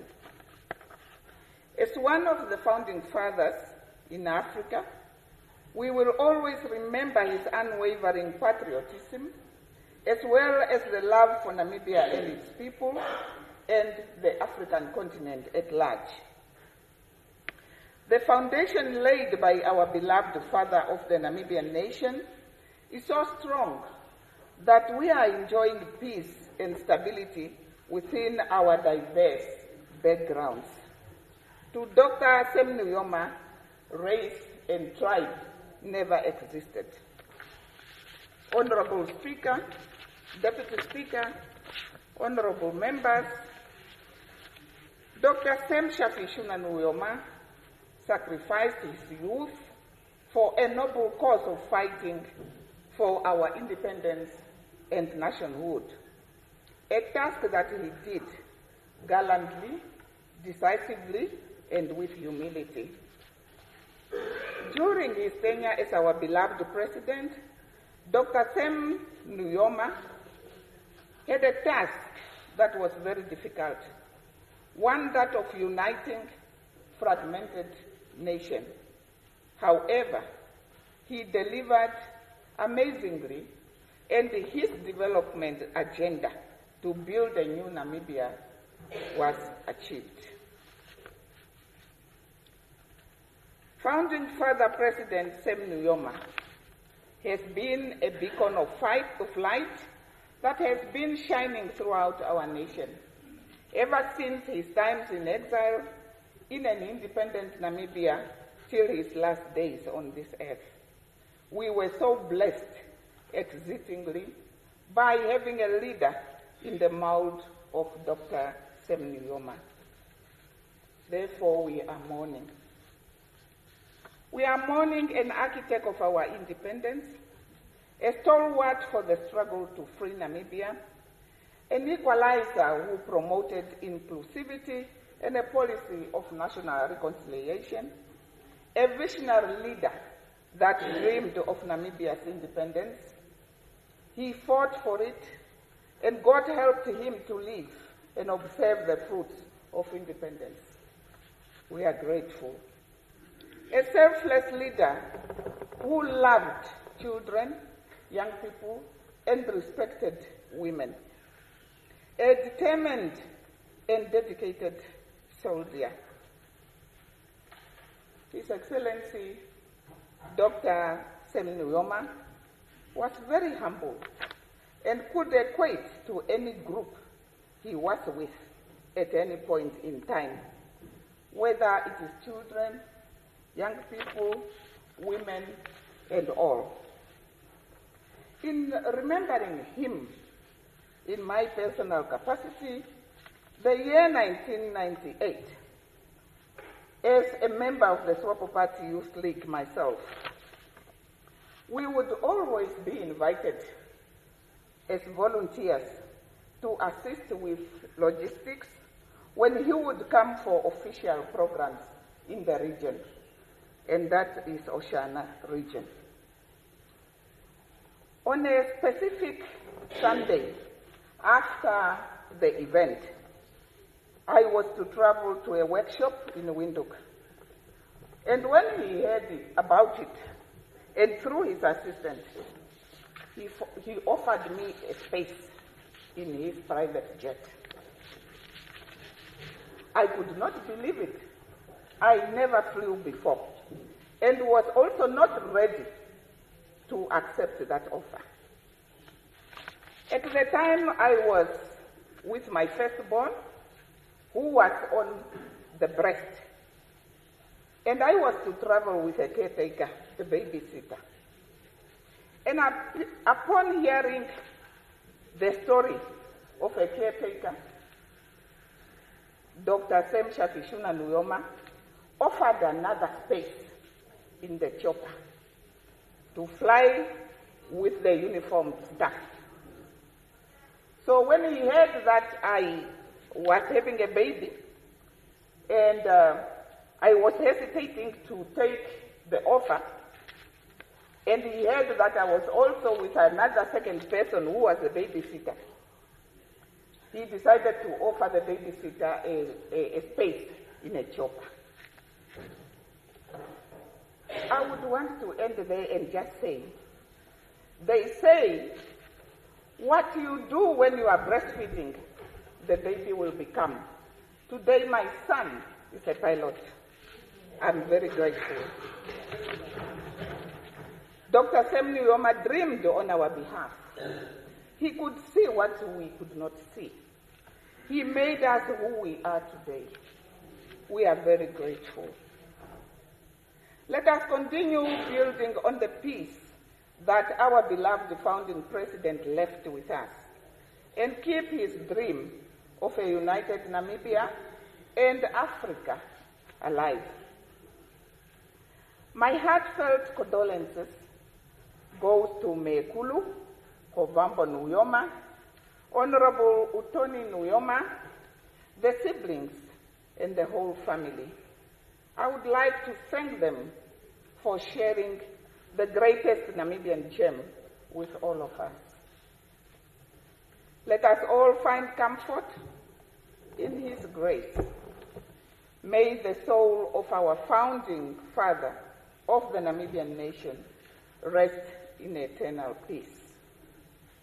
I remember last year, almost the same time when we were paying our tributes, that we could also sing. And I would like us to sing. Let us unite, let us unite in the name Namibia. Let us unite, let us unite, let us unite in the name Namibia. I sing. Let us unite, let us unite. We usually sing it holding hands. I don't know why we are not holding hands. Thank you. Thank you very much, and thank you for singing along, honorable members. Thank you. Next is Honorable Nujoma Mpeo, Emily. Yes, thank you, Honorable Deputy Speaker, for the floor. Before I start my statement, I would like to say this, that for few days now, we have been hearing message of condolences and tributes for our late founding president, Comrade Sam Shafishuna Nujoma. And these messages, whether it is outside this house or in this house, they are touching our hearts. And by touching our hearts, that is an indication to say our late president, the founding president, has really touched the heart of the people. I'm standing here this moment to make my contribution towards the tributes of Comrade Sam Shafishuna Nujoma, the founding president and the father of the Namibian nation. Truly, there are special people in our lives who live on, even when they have departed this world. On the 12th of May, 1929, in a Tunda village in Umsati region, a boy child was born, and he was named Shafishuna Nujoma. And I believe it's applied to all households. When a baby is born, it was a joy in the Nujoma's household that day. We thank God for giving us such a brilliant son of the soil. And it is indicated from his history books and all those who have described him that from his early age, it was clear that he possessed a unique spark, a drive to pursue excellency in all endeavors. He embarked on a journey that would not only shape his own destiny, but also influence the lives of many. Today, we honor His Excellency Dr. Sam Shafishuna Nujoma, a person whose vision, dedication, and passion have inspired countless individuals from all walks of life. Throughout his political career, Dr. Sem Safishuna Nujoma exemplifies the highest standard of leadership in exile and within the country. By doing so, he broke the yoke of colonialism and apartheid by South African white supremacy in Namibia. As a first president of an independent Namibia, he continued to break barriers, defied expectations, and set new benchmarks for success. Whether it was through vision, consultation, and implementation, he demonstrated an unwavering commitment to his craft and relentless pursuit of innovation for his nation. His generous efforts touched the life of many, offering hope, support, and bright future for this nation. One of the most enduring qualities of Dr.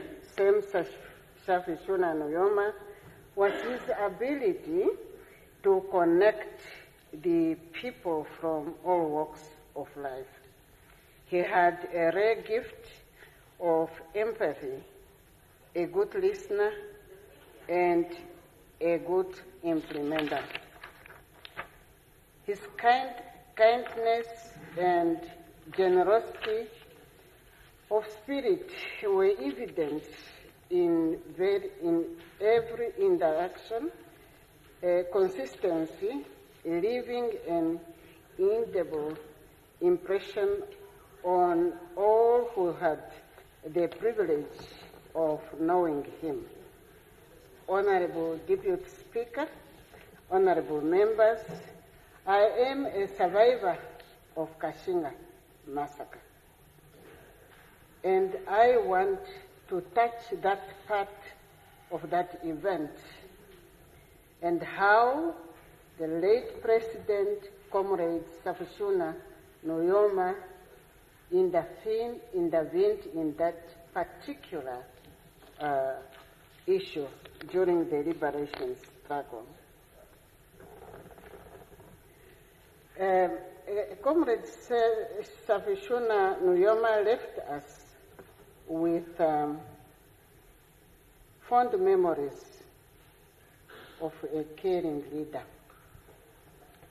He not only made sure that our wounded compatriots received the required medical treatment, but he also personally visited them at the hospitals in Angola and in other countries. I personally can remember that I was first admitted in Luanda, Angola, and he visited the hospital where we were admitted. And it touched our hearts. The second hospital that he visited is when we were transferred from Rwanda to GDR. That is in East Germany then.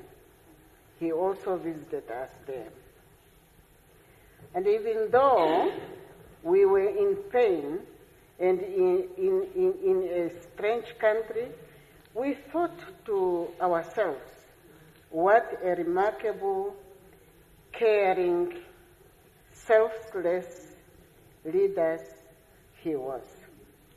As we reflect on the legacy of Dr. Sem Safishuna Nujoma, we are reminded of the power of determination, the importance of integrity, and the impact of compassion. Honorable Speaker, honorable members, After independence and during the leadership of Dr. Nujoma, the town of Ludres was on the verge of becoming a ghost town. Lack of employment, lack of business opportunities, lack of recreational facilities, lack of many other development activity, and the town was going down and down and down. And I believe that Dr. Nujoma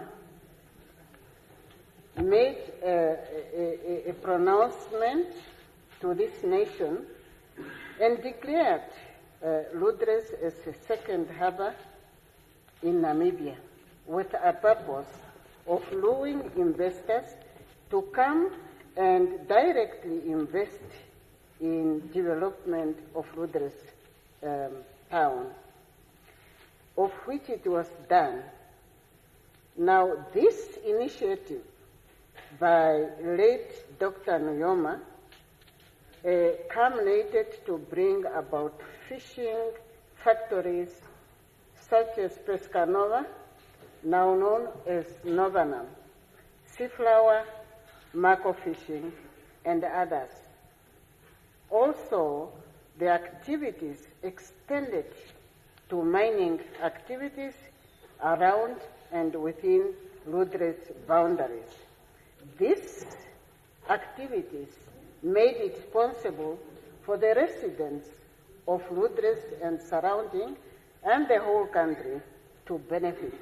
And that is exactly what he wanted to see people being helped with. Apart from that, I would like also to touch on His Excellency Dr. Nujoma, that he made sure his cabinet at that particular time, because of the need, he made sure that his cabinet made a decision to provide 7 million annually for 7 years for the town of Ludres towards affordable housing for the factory workers and minor workers and those who are able to afford buy their own houses. The strategy or plan that made all Namibians to be access to apply for housing rather than living in shacks. And that was during his time of government. He was very clear in supporting practical initiatives to revive the once abandoned town of Ludres. This culminated also in the birth of Ludres Waterfront Development Company. The popular annual Crayfish Festival, which plays a major role in the economic development of the harbor of the town of Ludres and in Karas at large. So all these initiatives were done in the time of founding father government. He was also fond of, soon after I was a mayor of Ludres, because at times I was a mayor of Ludres for 13 years. And that is when this project started, and I know exactly how was the president could make consultation with us. And I want to agree and concur with those who are saying he doesn't have time. Anytime he can call. And that is true. Whether it is midnight, whether it is early in the morning while you are in the shower, whether you are away, he is calling. And if you are not, you must be ready anytime. So, it was tough at times. But there was a purpose behind his toughness. He wanted the job to be done. Because this lenience is what now created people to be reluctant. And the people outside there, they will say, no, this government, it is not weak, it's us who are in positions who are weak. We need to pull our socks and do the job so that people can follow our footsteps. Even young people are looking at us like that. So that is how I encountered him. Today, as we speak, people of Lutherans, in particular, celebrate not just the life of Dr. Sema Safifuna Nujoma, but the value he stood for on their behalf. He leaves behind a legacy of freedom, a legacy that will continue to inspire the future generation of Namibia. Comrade Nujoma was the voice and strength of the people. He stood with courage, stood up for human rights, freedom for the oppressed, justice and the right of his people to live with dignity and choose their own destiny. When others would take revenge,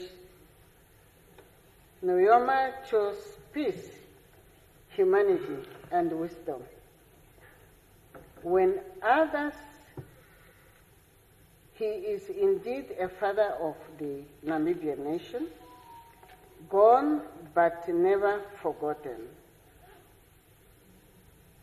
At this juncture, may I please take this opportunity to convey my sincere, heartfelt condolences to Meme Kovambo, the children, and the entire family, and the Namibian nation at large. Let us be comforted all. We need to be strong. We need to follow what the Nujoma ideas and strategies were all about and follow their steps. Go well, comrades. Rest in peace, son of the soil. Thank you.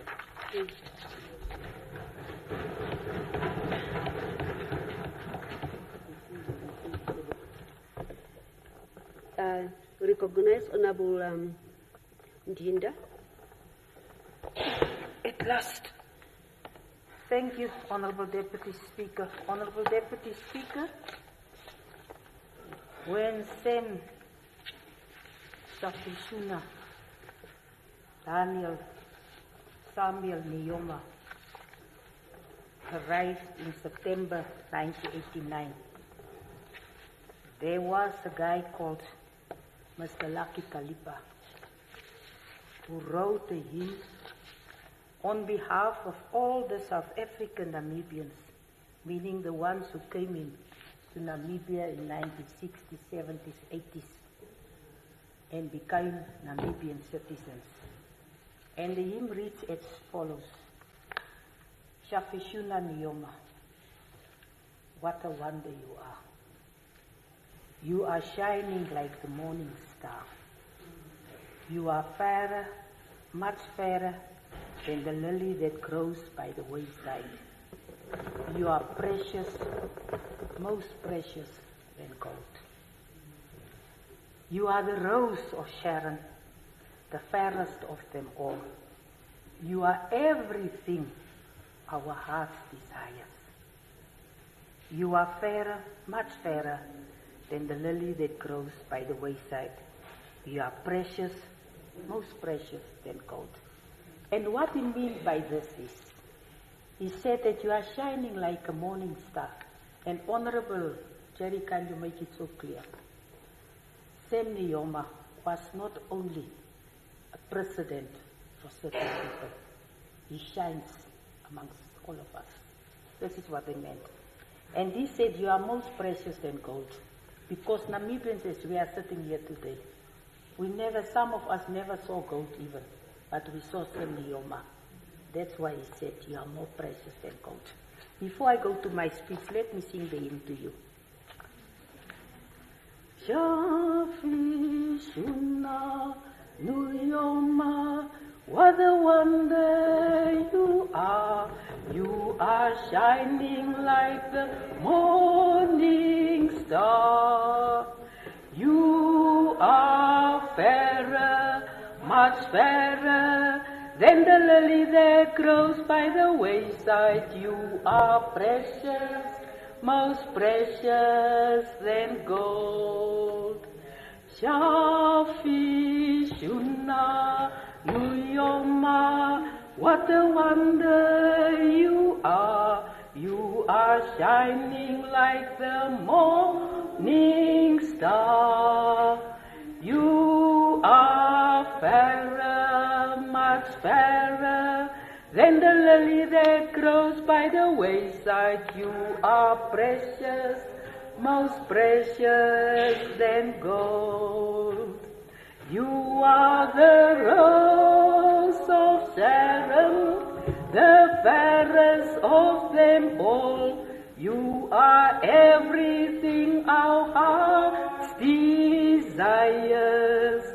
You are fairer, much fairer than the lily that grows by the wayside. You are precious, most precious than gold. This is what he said. And this hymn, for those of us who are questioning me, this is my history. This is my history. Let me continue. Yes, for those who don't know, I wasn't born in any political party. I was born in the hospital. I was born in the hospital. But I grew up in SWAPO.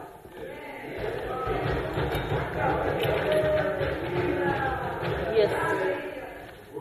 It's because of SWAPO that I am what I am today. So let me give my tribute as Yalma Jane Dinda. Allow me to give my tribute to the founding president of Namibia, Dr. Sam Shafishuna Daniel Nujoma. I was privileged to be among those people who celebrated the homecoming of the founding father of the nation in September 1989. I still remember the day of 21st of March 1990, when the founding father was sworn in as our first democratically elected president, because it was rainy that day. It was raining. And me with my asthmatic lungs could not stay at home because I did not want to miss this occasion. It was so important for me. After that celebration, I was booked off for a week because I did not have a voice.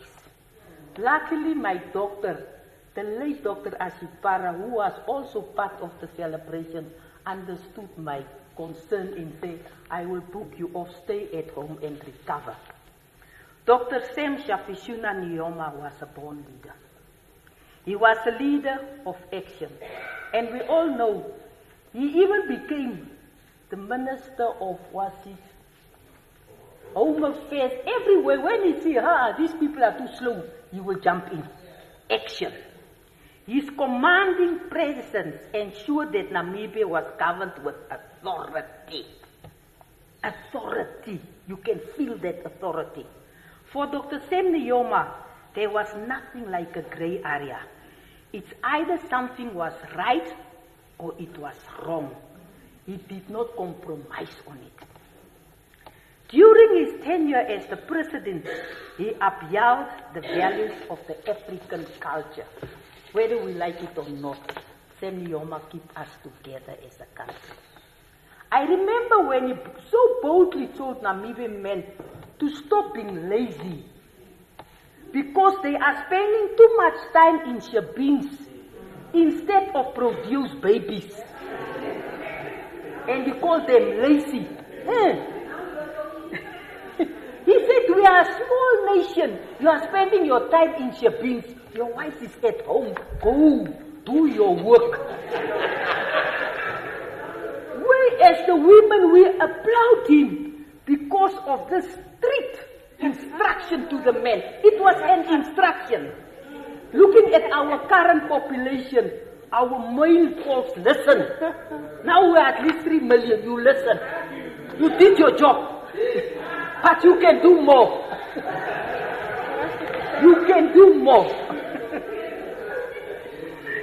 What I remembered from our father of the nation is what he said at a gathering once. And his words, not mine. And I quote, people who are doing something will always be criticized. But those who are not doing or saying anything cannot be criticized because they are mere spectators. End of quote. You see where my talking is coming from. This, honorable members, is what keeps me doing what I can do best, talking. There was somebody who say you will be criticized. So just do what you can do best. So whether you like me or not, I will be criticized because I cannot, what is the word? I cannot I cannot please anybody. I cannot please anybody. For those who am I pleasing at that moment, Sam Nujoma said, I will be criticized. So just stop, do what you are doing, don't stop. This was his quote, and I will always remember it. So honorable members, this is what is keeping me doing what I can do best. I will forever, forever keep those words in my mind and speak without fear of being criticized. I don't care as long as I'm doing something. Go well, founding father of the nation. I salute you. Yes.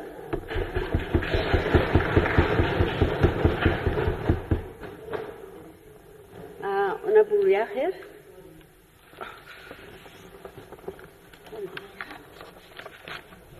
Thank you very much, Honorable Deputy Speaker. Honorable Deputy Speaker, honorable members, I rise to pay tribute to a world leader by the name of Sam Safishuna Nujoma, who left the world on 8 February 2025 at the age of 95 years. Today, I want to honor the life and legacy of a leader whose vision, courage, and unwavering dedication changed the course of history. President Sam Nujoma was not just a head of state. From the moment he stepped in the political arena, he carried a deep understanding of the struggles and aspirations of his people. Indeed, as a visionary leader, our President, Sam Nujoma, dedicated his life really to the freedom and development of a united nation. These were his guiding principles. He was a tactical military strategist who dedicated his life to the aspirations of the people of his country and beyond. President Nujoma had to take many a times controversial and unpopular decisions to free the Namibian people from colonial rule. That famous right-hand pointer finger that we all would remember was used to direct, to instruct, to command, and warn at times. His major achievements were political, economical, and social reforms he championed that impacted the lives of the people, in particular the youth, the marginalized communities, people with disabilities, women, and children. He was also successful in his contributions to global diplomacy peace and reconciliation, and of course, humanitarian efforts. There were challenges, of course, challenges and obstacles our founding president faced. Challenges such as wars, economic challenges, and political opposition.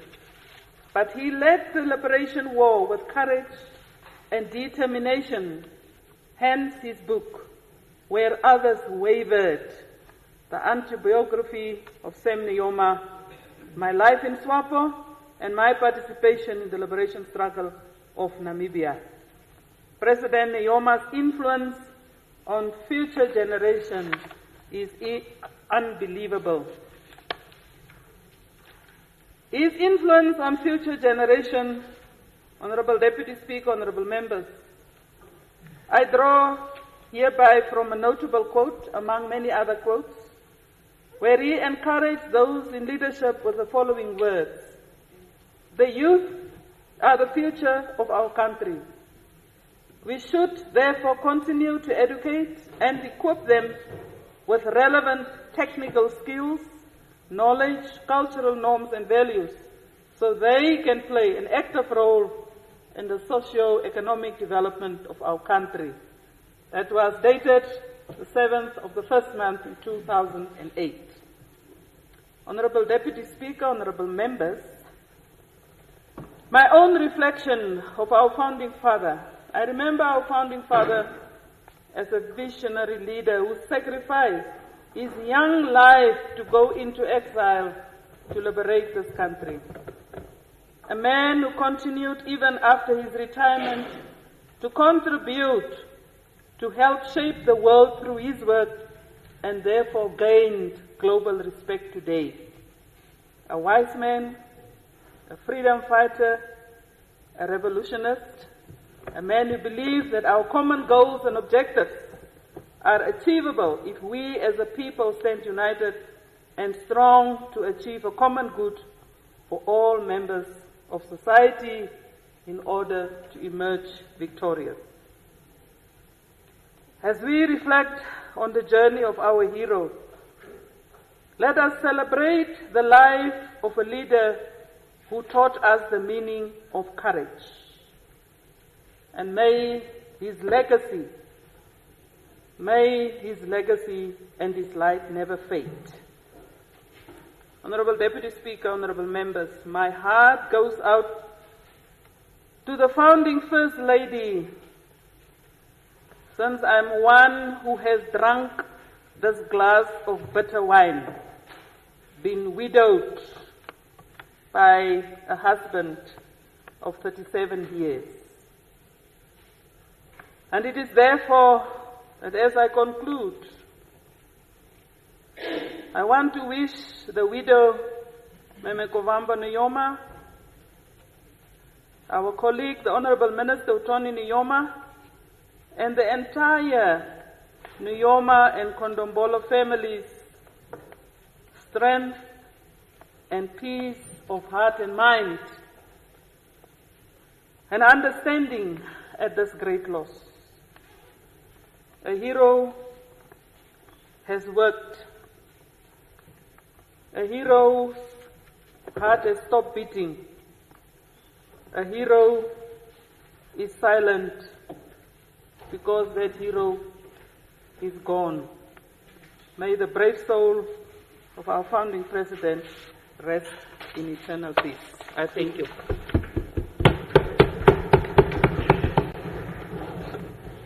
Next, I recognize Honorable Ubes Christine, the Minister in the Presidency.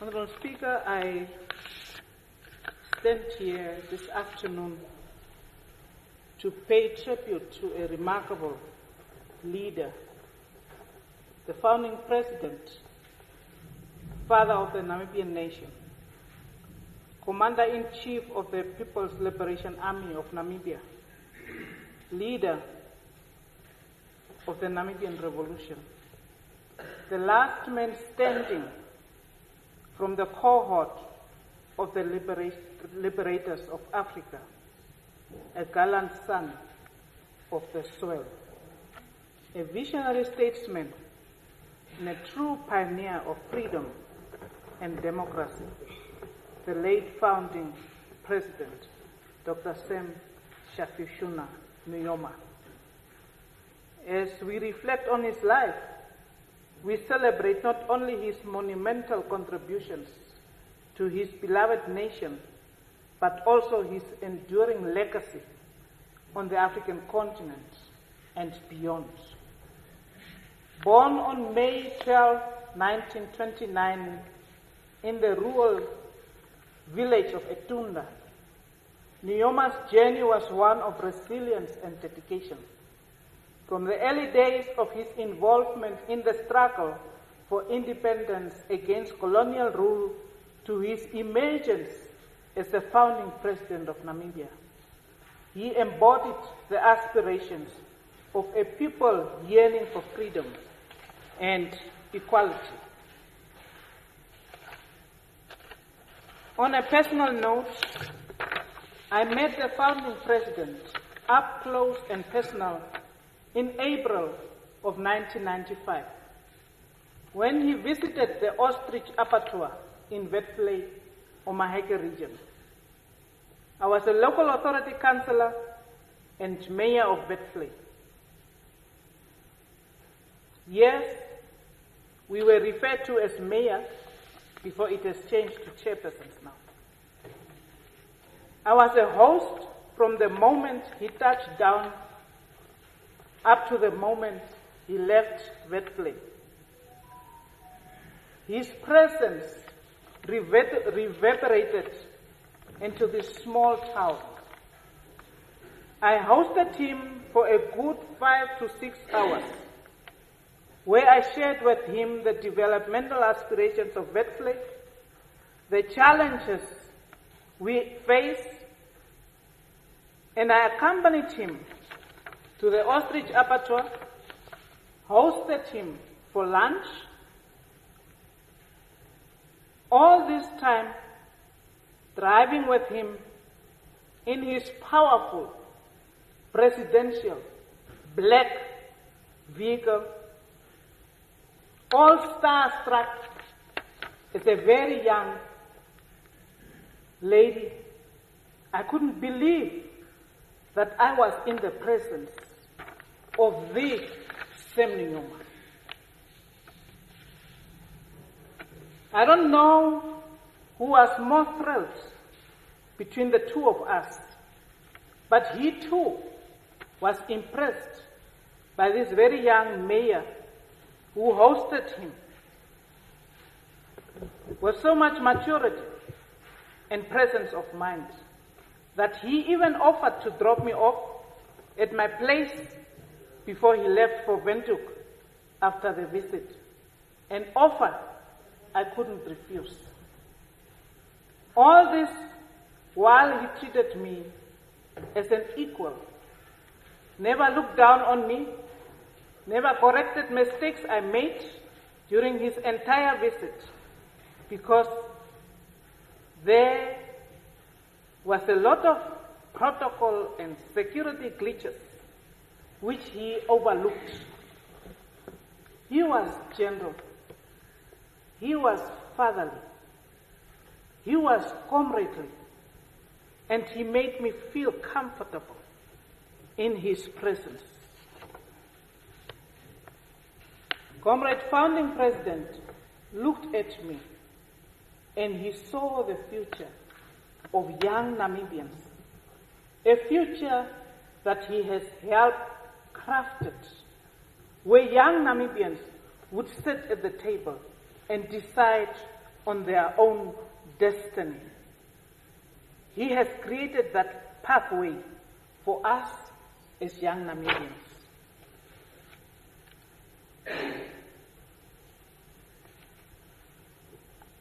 The late founding president worked tirelessly to foster national reconciliation and to build a nation that would reflect the rich diversity of each people.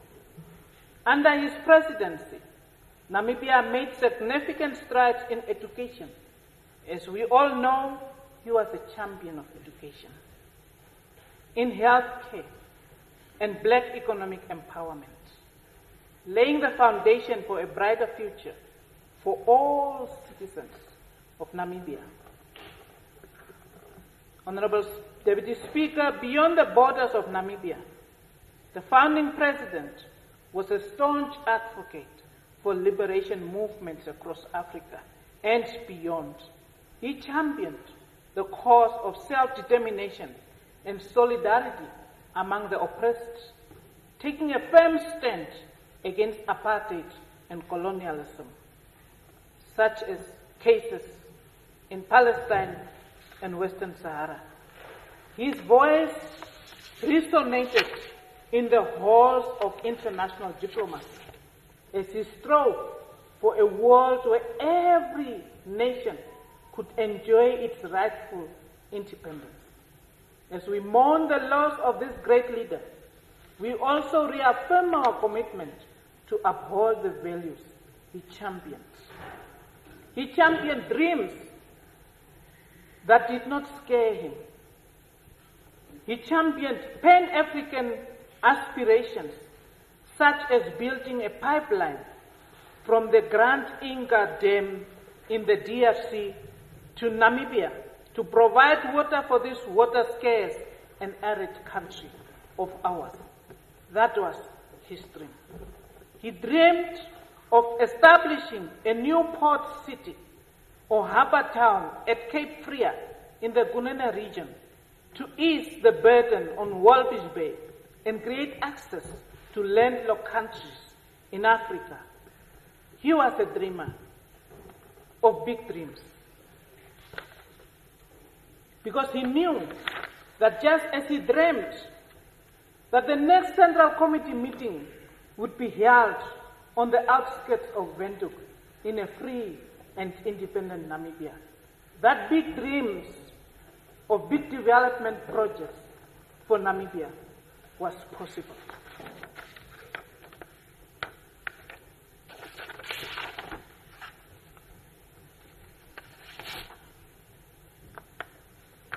I therefore honor his memory by pledging to dream big and to work towards building inclusive societies, promoting human rights and striving for peace and justice in every corner of our country. His indomitable spirit will forever inspire us to fight against injustice, advocate for equality, and nurture the dreams of future generations. I want to, as I'm closing,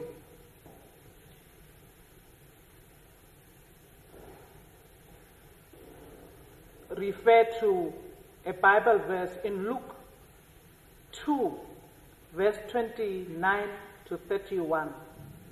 And it reads as follows. Now, let your servant, Nujoma, depart, Lord, in peace, according to your word. For my eyes, that is now what Nujoma is saying, for my eyes have seen the salvation and the freedom of Namibia, which you have prepared before the face of all people and all the world to see. May the indomitable spirit of the great Nujoma rest with his ancestors. May the Lord comfort Mekulu Kovambo Nujoma, my colleague, Honorable Utoni Nujoma, all the Nujoma children, grandchildren, and the entire Nujoma and Kondombolo family, the Swabo party, and the nation of Namibia. And I thank you. Thank you. Next, Honorable Katoma. Who will be the next? Honorable Deputy Speaker, I thank you for the floor. I rise to pay my deepest tributes to Dr. Sam Shafishuna Nujoma, a man whose legacy will forever be echoed in the history of Namibia Before and you the proceed, hearts of its people. before you proceed, Sorry? I should think we can finalize everybody because we cannot. Today is the last day, and I don't think it's. Yeah, we can finalize everybody who want to talk today. Yes, proceed, if you don't mind. Yeah, proceed. Yes. As a former plane combatant, I vividly remember the commanding, inspirational, and encouraging voice of Tatekulu Sam Nujoma. His voice, like a lion's roar, echoed through the jungle of Angola, Zambia, and Tanzania. It was a unique voice that even the leaves of the trees seemed to listen to. A voice so powerful that no combatant could afford to miss the gathering where he addressed us, especially when he spoke of the calf. My first encounter with Tatekulu Sam Nujoma was in 1978 after the devastating Kasinga attack. He came to console and counsel the survivors. And as a teenager, I was deeply moved by his words. In the face of the barbaric killings of innocent Namibians, mostly women and children, his voice brought hope and courage. He encouraged us to be decisive, determined, and unwavering in our pursuit of freedom and the total liberation of Namibia, no matter the cost. As young combatants, we drew our strength from his speeches and his aspiring words. I will forever remember his powerful statements such as, unquote, quote unquote, Namibia is our God-gift country. We have no other one but Namibia, and we must be there. Those who stand in our way to freedom, we will obviously smash them to pieces. Whether Botha or Reagan want it or not, Namibia shall be free. We will seize it from the hands of the Boers. Dr. Sam Nujoma was not only a commander, but a true statesman, a fearless and selfless combatant who walked in the footsteps of great heroes and father of our lands. Figures like Hendrik Witbooi,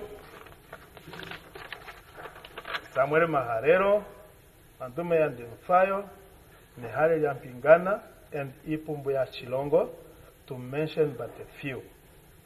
His dedication to the total liberation of Namibia was unwavering. He epitomized the words of King Ipumbuya Chilongo, who once said, I quote, Nandemu patenje ohini nataya chito yemutso chiti, which translated to say, you can hold me hostage, but the day will come when our children will take a revenge and teach you a lesson. And this is what have happened under his guidance. The heroic deeds of Tatekulu Sam Shafishuna Nujoma will be cherished by every generation of Namibians, and his sacrifice will never be forgotten. As we mourn the loss of this iconic leader, We remember the Commander-in-Chief of the People's Liberation Army of Namibia, the founding father of our nation, and a symbol of revolution. Go well, Matiwa Nujoma. Go well, Commander-in-Chief of the People's Liberation Army of Namibia. Go well, leader of our revolution. Go well, founding president and father of the Namibian nation. Go well, my commander. Your legacy and guidance will continue shaping our future. We salute you and I thank you. Okay. Thank you, thank you. There is a strong proposal that we conclude, because we are saying, no, just listen. Oh. We are saying we are mourning a brave man.